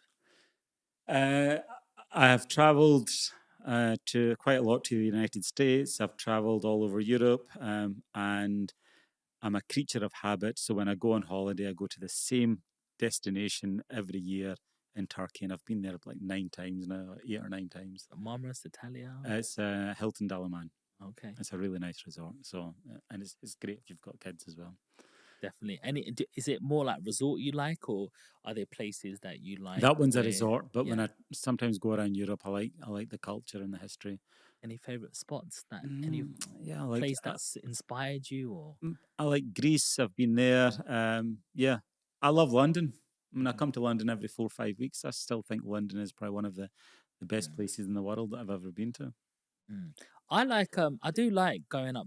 I bought a car once. It was a Range Rover from Dundee. Right, Yeah, it was just the cheapest Range Rover in the country. right. Just playing like GTA, if that makes sense. I just wanted to find the best number, and it had to be used approved, Right. because then it give you the warranty, and it was in Dundee. So I was like, I've never been to that part of the country. So I said, let me go to Glasgow, then let me go to Dundee, let me stay that night in Edinburgh, and then I'll come back, because I didn't know what the difference was. Edinburgh, absolutely beautiful. Beautiful, yeah. Absolutely. Cobbled streets, the Yeah. castle, all down there. Dundee was just where I got my car from, really. I didn't really see much. I don't know Yeah. if it was because it was a sort of commercialized industrial sort of state. Yeah. But Glasgow, I was a little bit surprised. You know, I don't know if it was because I was near the city centre. There was a lot of graffiti. I didn't feel that safe. You need to tell me, where do I need to go when I'm in Glasgow? You've ended up in the worst part of Glasgow, no doubt. No, Glasgow, Edinburgh's a beautiful city. Glasgow is a bit more industrious, and there's parts of Glasgow city centre that can be um, a little bit rougher. Whereas in Edinburgh, Edinburgh's just a beautiful city. So I think you probably ended up in the wrong part of Glasgow. Maybe. So, what does a normal week look like for you? Normal week for me, wake up 3 times a week. I've got a personal trainer that comes to my house. Then I work 9 o'clock to 5 o'clock.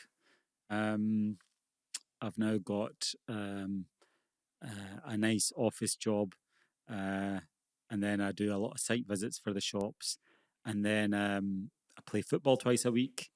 And then the other thing is I do like podcasts. I just wherever and whatever comes in my diary, I just go for it, because you just don't know where an opportunity is going to open up in business. So I've got this tendency to say yes to a lot of appearances. So I do a lot of talks, I do a lot of podcasts, I do a lot of guest appearances.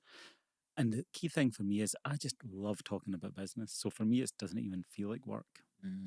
I mean, how did you adapt that style of your life? Because being in front of a camera, being in front of mics and stuff, like being presenting for like TikTok, Instagram, like I've had like experienced people come saying, "How do you talk in front of a camera?" So how did you adapt to that? It's really easy because I love what I talk about. And see, for me to talk about business, it's just very, very easy. I can sit here and talk about business for days on end. It's not difficult. And if you ask anyone who's nervous, if you ask them to talk about their favourite pet or their favourite sibling or their favourite town, they'd be able to stand up and confidently talk about it. It's when you're operating outside of your comfort zone, that's when things get a little bit more nervous. Listen, there's a camera right there, a microphone here. I could talk to that camera all day long about business. Start quizzing me, Sean. Go for it.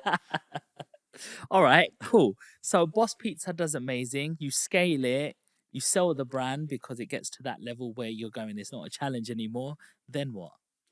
Then I'm going to retire. I'm going to work in Boss Pizza until I'm 60.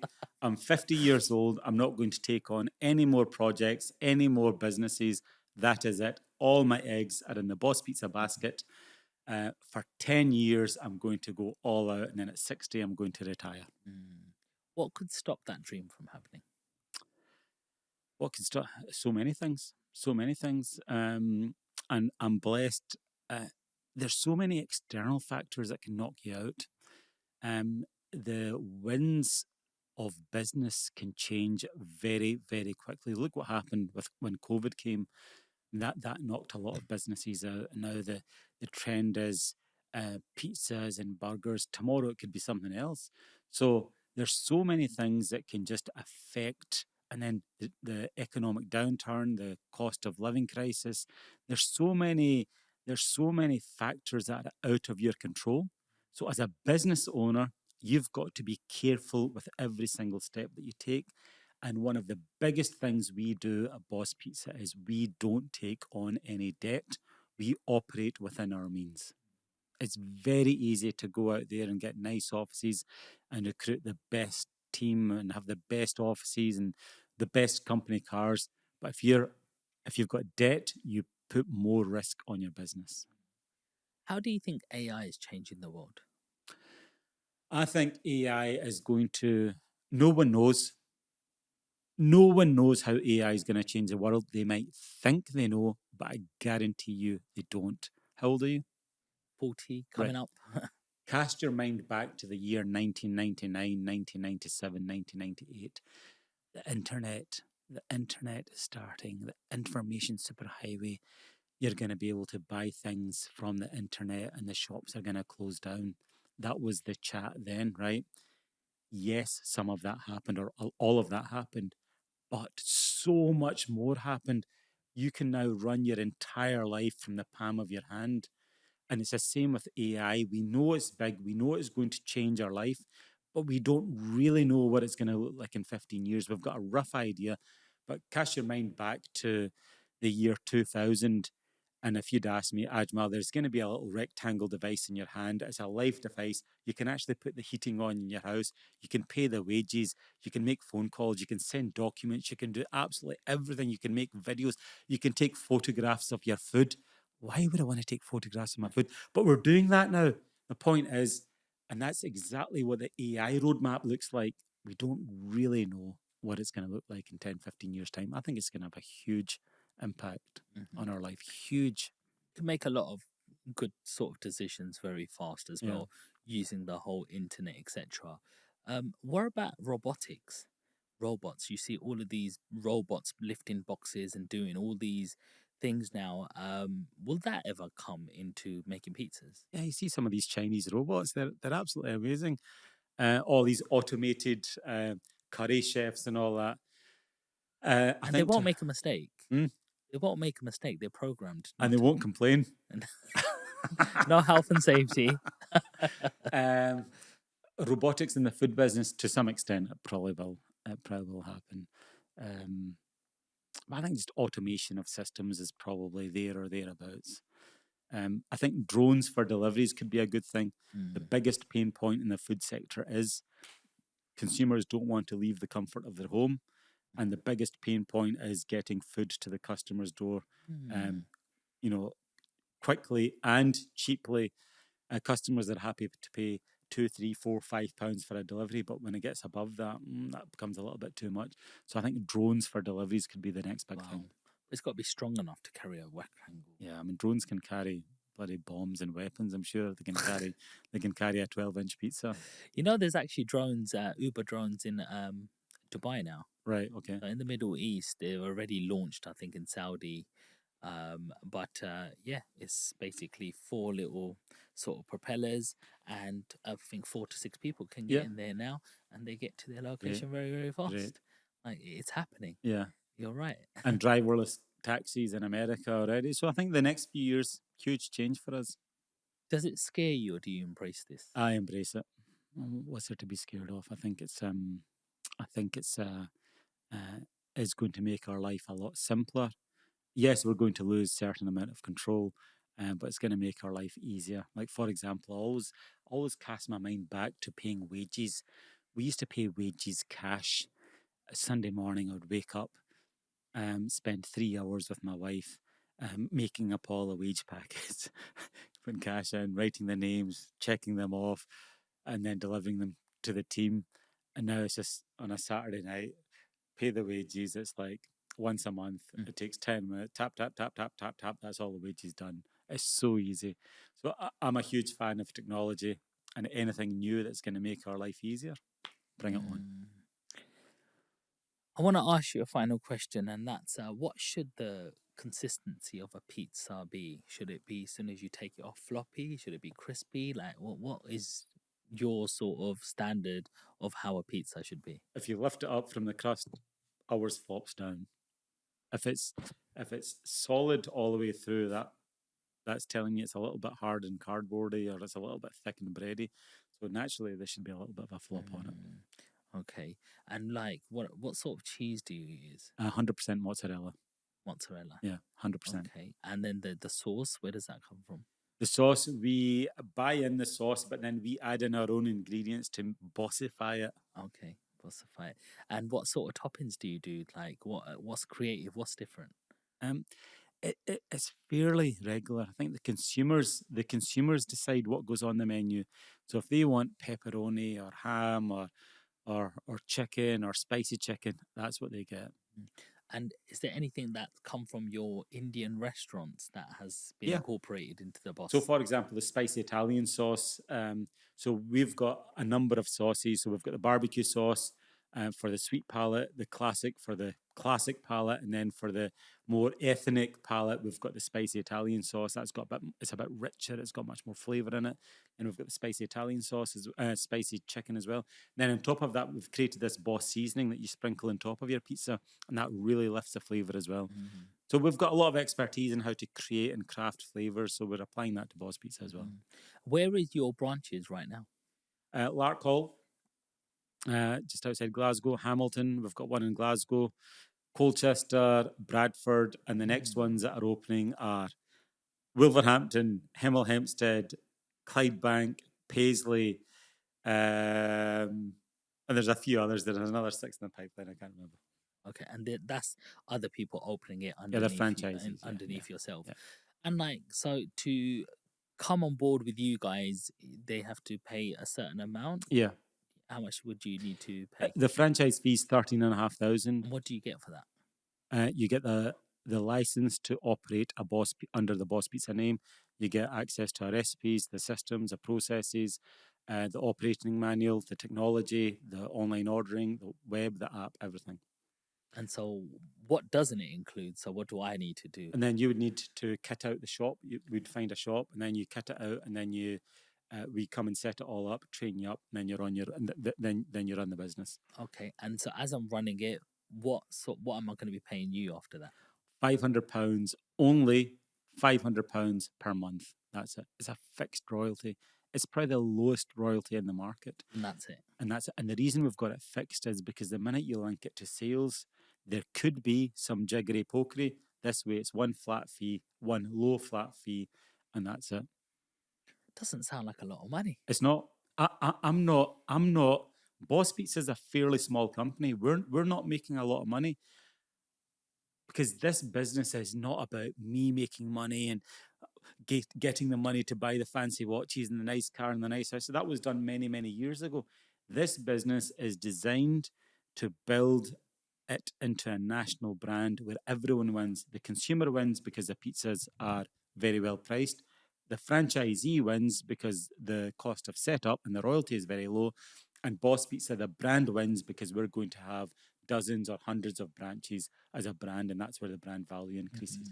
So it's a slightly different way of thinking about it. But here's the thing, like, you've got a bulletproof mindset. Yeah, you work 7 days a week. You'll do it if you have to. You'll have to do an all-nighter. You can just see what type of person you are. Yeah. So your shops will always run ship shape, and Yep.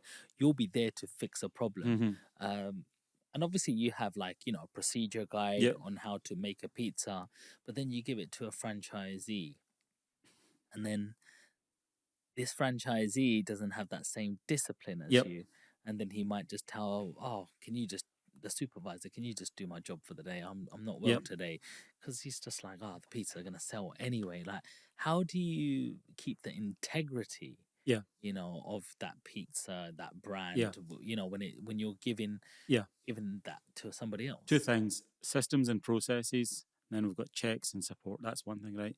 But if you buy a franchise for me, does that guarantee you're going to be successful? Absolutely not. And the reason for that is, and I give this example, like I've got a personal trainer. If he tells me what to do, is that going to make me as strong as him and my muscles as big as him? Absolutely not, because I've still got to go out there and bloody do the heavy lifting myself to get the muscles like that. And it's exactly the same in business. The franchisee still has to work at the business.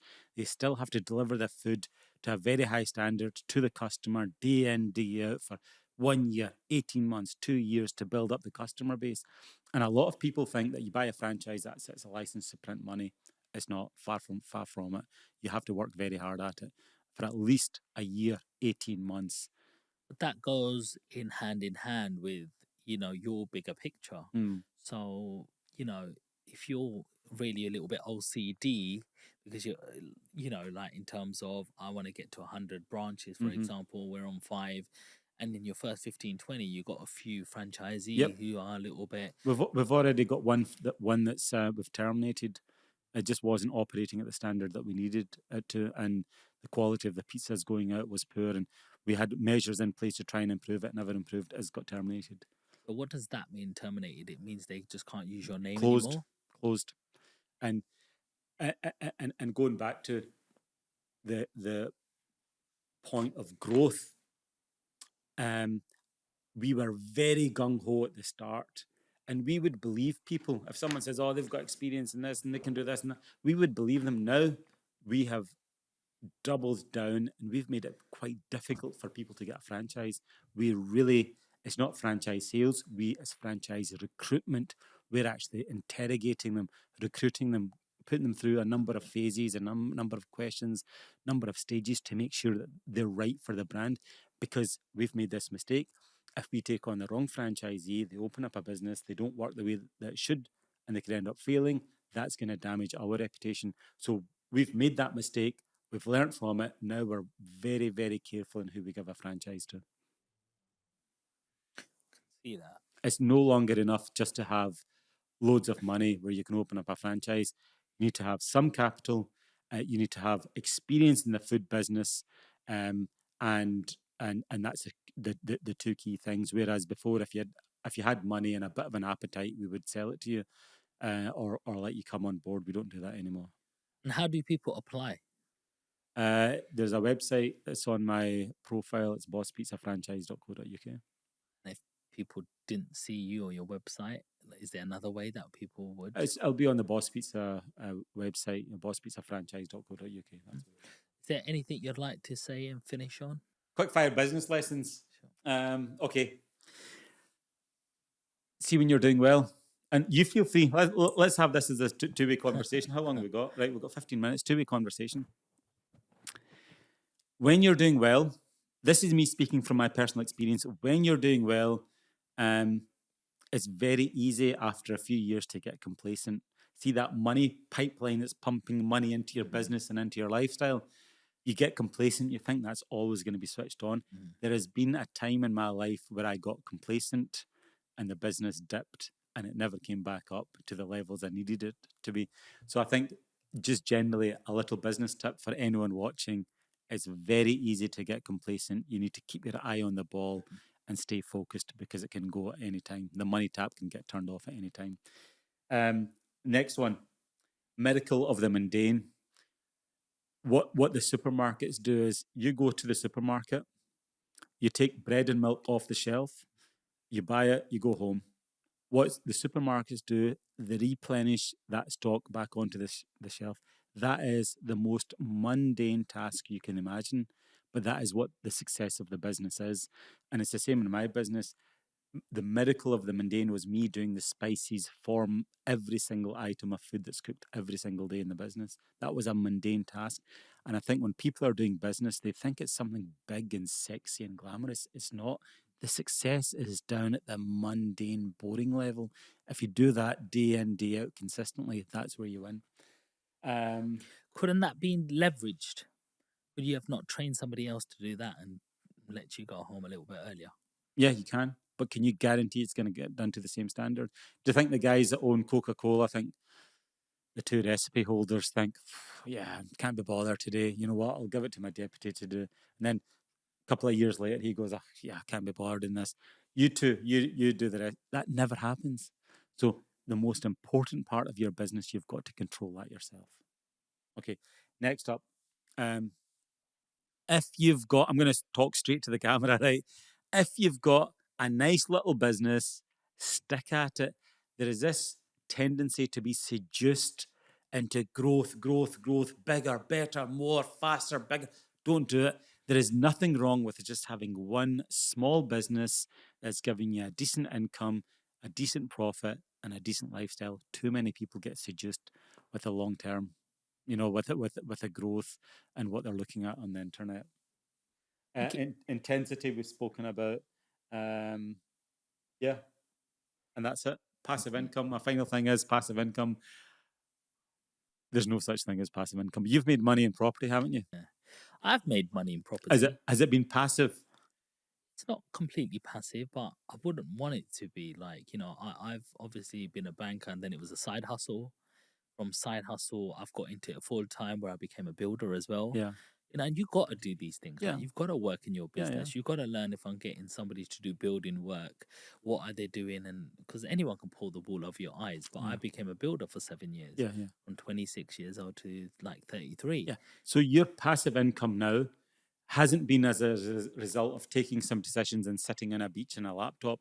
You've actually put on the overalls, the worky boots, and actually working on the building sites. Yeah, absolutely. Because now I know when I broker in another contractor, yeah, and I know how to project manage, I know what comes first, what comes second, and I can break it down and roughly work out, hey, that's a little bit like 30% more than I would have done being in there, Yeah. but it's like 50% cheaper than getting a main contractor Yeah. to come in. So you get that sort of control of, yeah, I get the foundation guys, I get the brickies in next, I get the roofers in next, plastering, plumbing.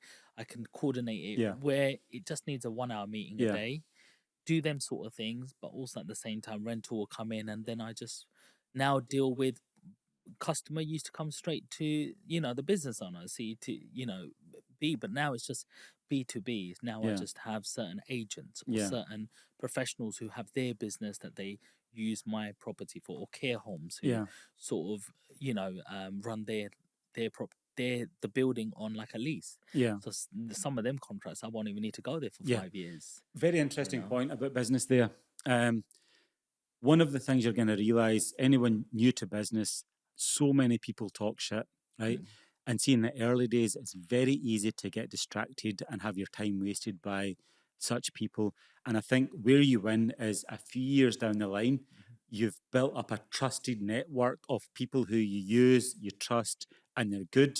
But in order for you to get to that point, you actually need to go through a few hoops and hurdles and get messed around by a few of the not so desirable people in order to get that core team. And once you've got that core team, your business can really take off. Yeah, absolutely. I mean, and it carries on revolving, carries on Yeah. changing. There's new contracts, there's new schemes that come out. Yeah. But then also sitting with other 5, 6 other landlords, or Yeah. being part of a members club, property wise, we get to share information. Say who Yeah. you're using for that. What builders are you using? Yeah. Are they good? Yeah. Pass them this way. Like, you can save thousands as Yeah. well just Yeah. through a network and sharing information as well. Yeah. So it's still a few levels to go in the game, but I don't see myself in this space more than 4 or 5 years now. It's a little bit more on the education side.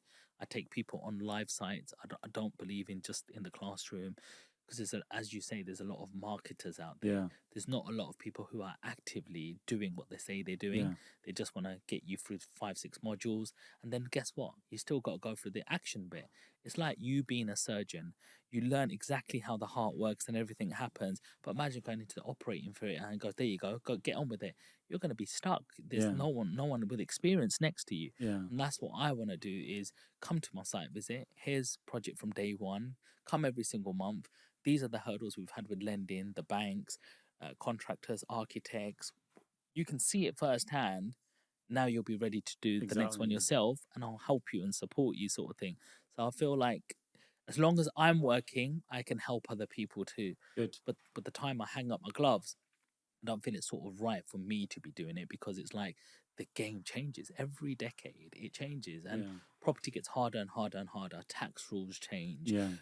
regulation, council licensing changes, and all of that sort of stuff. So if I can't answer these questions, why would I say, yeah, hold on a minute, let me research and come back to you? Like, that's not what Yeah. this really is about. Tell me something. How much is because you're based in London? Yes. I'm based in Scotland. How Yeah. much does a joiner earn per day? What's the day rate for a joiner here? Joiner, for a day rate, I think you're coming up to close to £200 a day. £200. Yeah. That's not bad. For somebody doing like fire doors and stuff like that, they'll probably charge about 200 quid. Yeah. That's actually very good. I was expecting it to be more than that. What about a plumber? Plumber, it depends on jobs. I normally just get them on a job rate. Right. So like to install a boiler, someone to hang a boiler and give me a certificate is probably about £500. That is not bad. Yeah. That's And I don't know, it's because I've been in the industry for Yeah. nearly 20 years now. Yeah. Maybe that's what it is. And you just know the right people to contact, Yeah. maybe.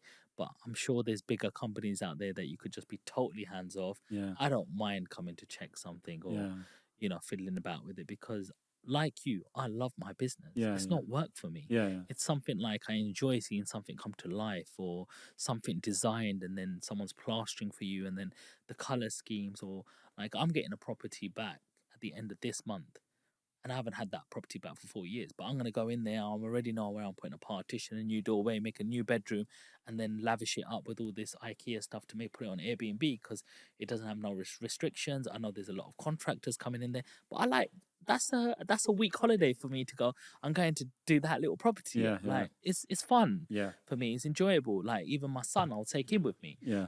He's also my cameraman. Right, okay. He's 12. And he'll sometimes come with me and he'll get to see that because I always used to work in the shop with my dad from the age of 8. Yeah, yeah. So stocking up shelves, learning up VATs, and dad said, 20% VAT, 35% is our markup. Like, I was learning that as a young kid. Yeah. So it gets your vibration going all Yeah. the time. But when now I'm like, I can't take my son to a shop, but I can take him to film. He sees me do all this educational stuff. He sees me printing out stuff that I've got prepared. Yeah. He's got to see the shorthand jackets and stuff, and he sees the whole preparation. Yeah. So now, as soon as he comes home, he puts everything on charge, the mics. He'll check if my mic was on. Like, he's starting to think as a 12-year-old Good, where good. he might not even been that high performing in school. But Yeah. it's like, I feel that action, that real life experience Yeah. is so important. So important. Because that's where you're actually learning. Yeah. You're putting it into practice. So I tell Yeah. him something, then I'll see if he knows it or not. Yeah. And if he doesn't, he gets stuck. It's okay. Yeah. Let me show you how to do it. Yeah. We need to get this done. Don't you think working back in the day in the shops? I mean, we were just working in the shop, and my dad had a shop as well. To working in a shop, but there you learn customer service. You're learning a little bit about marketing. You're learning about invoicing. You're learning about profit margins. But back in those days, they're just working in a shop. But it was such a valuable grounding for us. Absolutely. Interpersonal skills. Yeah. I know school wasn't teaching me about VATs and what Yeah. a markup was. I didn't know what a bloody markup was until my Yeah. dad showed me Yeah. the cash and carry receipts. And I just remembered a very important lesson that it doesn't matter how much you put your prices to within a certain range, but if you remember people's faces and their names and what they wanted, they'll just keep coming back Exactly. because they feel special because they could have went to Safeways. Yeah. I don't know if you remember Safeway, Safeways. yeah. And now I'm it's older than you. I'm Morrison's. 10 years older than you, there, mate. there we go. So you look quite young. But then you see, they would always believe in the corner shop. Yeah, I'm yeah. like, you can get your bread 20p cheaper from there. But it's like, no, I'd rather see Jeff and Sean Yeah. and how you doing, guys? And, he's done this again. They want to just come in for a Yeah, little chat. yeah. They want to tell you about what's going on. Yeah. And it's like, hey, they keep you company for 10, 15 minutes while it's quiet as well. It's just like you're part of the community. It's a different buzz. Yeah. And people think, oh my God, you're working. I'm sitting down, I'm chilling out. There's my counter there. I get up occasionally. I have a worker in the shop. He'll help me, cash and carry days when the van will come. You'll unload The it. cash and carry They were days. the I remember. hard days, They were like. hard days. But one of the best things about working in the shop, my dad didn't know this, right? I would start working and the chocolates would be behind the counter. Start the arrows to Mars, but you eat the whole bloody line. And then you eat the second line, all the Turkish delights and the golden cups, you name it. Did you do that as well? I think I went like that with the alcohols. On the evening when me and my cousins were there, was like, oh, should we try this one? Oh, you were in the alcohol line, right? I was in the chocolate line. Yeah, no, that was good. And then just the crisps, the snacks. Yeah, it was good stuff. It was good. But my dad and my granddad was strict though. You take anything, you pay for it. You take that anything. right? Like, I was lucky to unload the van, stock up, and then they'll give you one of them little Panda Pops. Yeah. Do you remember Panda Pop? Yeah. The blue one or something. Yeah. That I was lucky to get that, man. How much did you get paid for unloading the cash and carry? I didn't get payment. Or did you I not? was just, you're lucky to stay in my house and eat my food. Oh. Otherwise, get out. That's what we used to get. I think for me, when I was about 14, I went on my first cash and carry run. So it's like about a 3-hour round trip. By the time you go to cash and carry, load up there, come back to the shop, unload. I think I got paid £5 for my very first cash and carry run. Nice. It's backbreaking. But that was more than me. So I Yeah. don't feel sorry for you. Yeah. Gosh. But my first job was in a cash and carry. So at 13, I Right. started off in Wani's cash and carry, Afro-Caribbean store. We used to lift off one trolley, scan on a stand-up, and then put it on another trolley, and then it used to print. I used to give somebody these sort of receipts, and that was on like about £2.80, £2.80 an hour. Yeah. And then I discovered that when I helped this lady load up a car, she goes, here you go, son. And I was like, I'm not allowed to take money because that's how I was programmed. She goes, no, that's for your tea. So I went in and gave it to my manager, Paul. I went and she's given £5. He goes, oh, she gave it to you. That's yours. Oh, right, okay. And I thought, I'm going to help 8 customers every day. That's 40 quid for me. Yeah. And mum and dad don't need to know about this one. Do Yeah. you know what I mean? Yeah. And then the brown packet that you talked about with the little pay slip and Aye. the little change at the bottom, I used to take the change for myself and the rest I used to give to my mum. Like, Yeah. there you go, mum. Do you know what I mean? Like, they were the days, man. They were the That's days. exactly the same as me. I would earn, when I was a waiter, I was working like 60 hours a week. I would give my weekly wage to my mum and I would keep £10 of that for myself. That was it. Different level of respect and discipline. Yeah, it was like you're contributing to the family. Yes. It wasn't, oh, that's my money and I'm going to spend it. It was just like, it was just the done thing. Earn the money, give it to your parents. you keep £10 for yourself, and I would just go and spend that on something. These young lessons like build your mindset, that Yeah, foundation in yeah. your mindset. So all of these things about material items and stuff. Yeah. I would love a Lamborghini right now. Let's talk about saving money. Yes. I think I'm the only person in the country that's advocating for saving money. Everyone is saying, no, you shouldn't put money in the bank. What's your thoughts on that? So I have plans for different bits of my money that comes in. So ultimately, most of my wealth comes in from property, and it's taken me a while to get that to a cash flowing state. So now I'm just like over 30 to 40,000 pounds a month. Maybe 18,000 go on mortgages. Still got a sizable amount. Have to pay myself, pay my partner. A certain amount is to be tax free. Certain amount is dividends. You know, structures I have to be really correct because I've had to set up partnerships to then incorporate to mitigate capital gains tax, and also you know, it's the stamp duty trigger. Yep. So I've done things wrong in the past. Up to 2017 bought in Right. personal name, so I've had to turn structures. So first of all, I think it's very important to get your money to you efficiently. Right.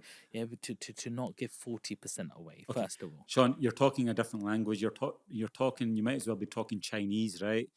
Talk to me in a language that a 17-year-old can understand. Go back to your days when you were 17, 18, 19 starting out. What was your attitude towards saving then? okay. So with savings, I split up my money in terms of, so before I graduated, that money was, anything I worked in McDonald's was just towards my education. Right. I didn't want a loan against my name. So Okay. I'd stay at home, and I used to just pay for, it was about 1,100-1,200 pound a year Right. for university. So that was my only goal there. Right. And as soon as I passed my test, I had to pay for my own insurance. So that was the first bit. So I believe you should try and build yourself up until that level. But soon as education finished and I was able, and the hours were uncapped to work, Monday to Friday was when I could work. And I got a job as a cashier in Barclays. But I didn't want to just sit at home because I saw my dad work 7 days a week in the shop. So it was programmed that I Yeah. could work 7 days a week. Yeah. So Saturday and Sunday was McDonald's, and that was my spending money. But Monday to Friday was my savings money. Right. So the majority of your money was being saved, Yes. and that allowed you to buy your first property. Within the first 12 months, I Yeah, bought my first exactly. house on 21. And it's amazing how even today they're talking, we need to get on the property ladder. We need to get on the property ladder. If you're saving £20 a week, that's £1,000 a year, right? You do that 2-3 years, you can earn £4,000 or £5,000. That's still enough in the UK to put money down on a deposit for a house. You know, for a flat now, you can still pick up flats 60, 70, £80,000 outside London. You know, when you go slightly further north. But I think the internet gurus, there's so many people saying, "Oh, don't leave money in the bank." I think you should leave money in the bank, because if you've got money in the bank, you've got options. And then if a cheap property comes up or a cracking deal comes up, you've got the money to move straight away. And if you've got the money to move straight away, you put yourself ahead of everyone else that's got to go and get a loan or a mortgage. Absolutely. I mean, if the mortgage advisor next to me in the bank goes, I want to sell my property, do you want to buy it for 180? And it was in Dagenham. It was about half an hour from where I lived. I didn't really know Dagenham that well. And I went, no, that's too expensive. And I didn't even want to look at it. He ended up coming all the way down to 140 because all I had was £14,000. Saved £1,000 every month in 12 months. Yeah. That's 12,000.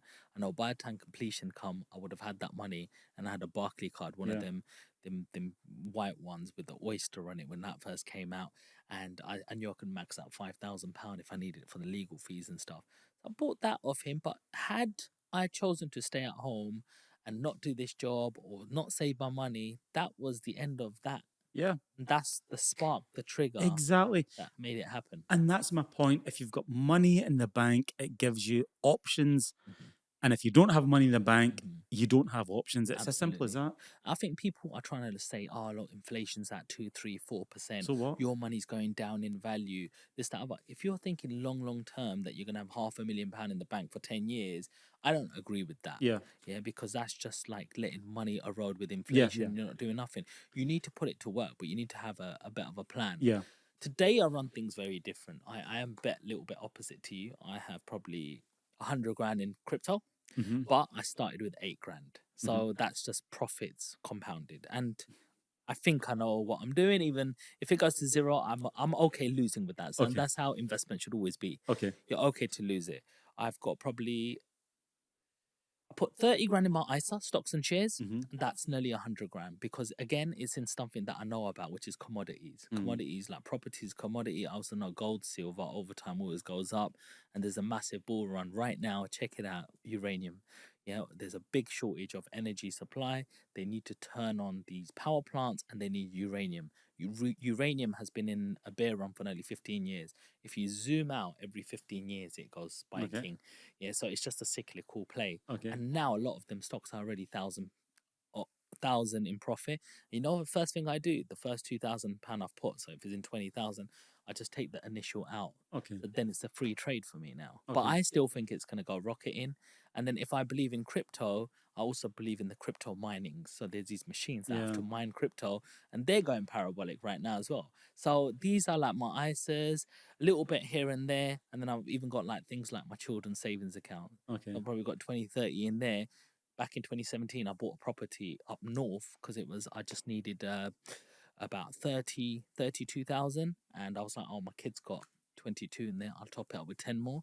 And I bought them a property. And that property has gone from 130 grand to now 250,000. Yeah. And the rent's gone from 950 when I first bought it to 1350. So I'm like, by the time my kids are grown up, that's theirs. And yeah, I did spend your money, but I've spent it on that. So you can have good, that now. good, yeah. So I'm always trying to compound in different things. And then there's a few online businesses that I'm trying Right. and just letting it organically grow by itself. Okay. So, these sort of things happen. So I'm always trying to look. Good. Good. Excellent. Okay. I think, is that us? Is that That's us. Yeah, it's been a fantastic conversation. John, well done. That was nice. Really enjoyed that. Thank you very much. I'm sure we can connect, on another podcast sometimes. Yeah. And maybe we might even meet as speakers on the same show one day. you Yeah. know? So I've got quite a few talks lined up. Yeah, you never know. I might see you in the circuit. Definitely. Yeah. Is there anything finally you'd like to let the audience at home know and the best way that they can follow you? TikTok at Ajmal Mushtaq. Just be mindful, there are a lot of scam accounts with my name. They'll try and sell you crypto or some other scheme. I don't sell anything to anyone. So just be careful that you follow the right account. It's the one with about 87,000 followers. That's my account. And that's it for today, guys. I hope you've really enjoyed this podcast. Please follow Ajmal Mushtaq. He's quite inspirational. You can check out his TikTok. As he said, he's nearly at the 100K mark. Got some really, really good information and good product breakdown. So follow people like this in the industry. And if you'd like anybody else to come on the show, please drop us a DM or a comment on this one. But don't forget to smash the like button, press subscribe, and we'll see you on the next one. Peace.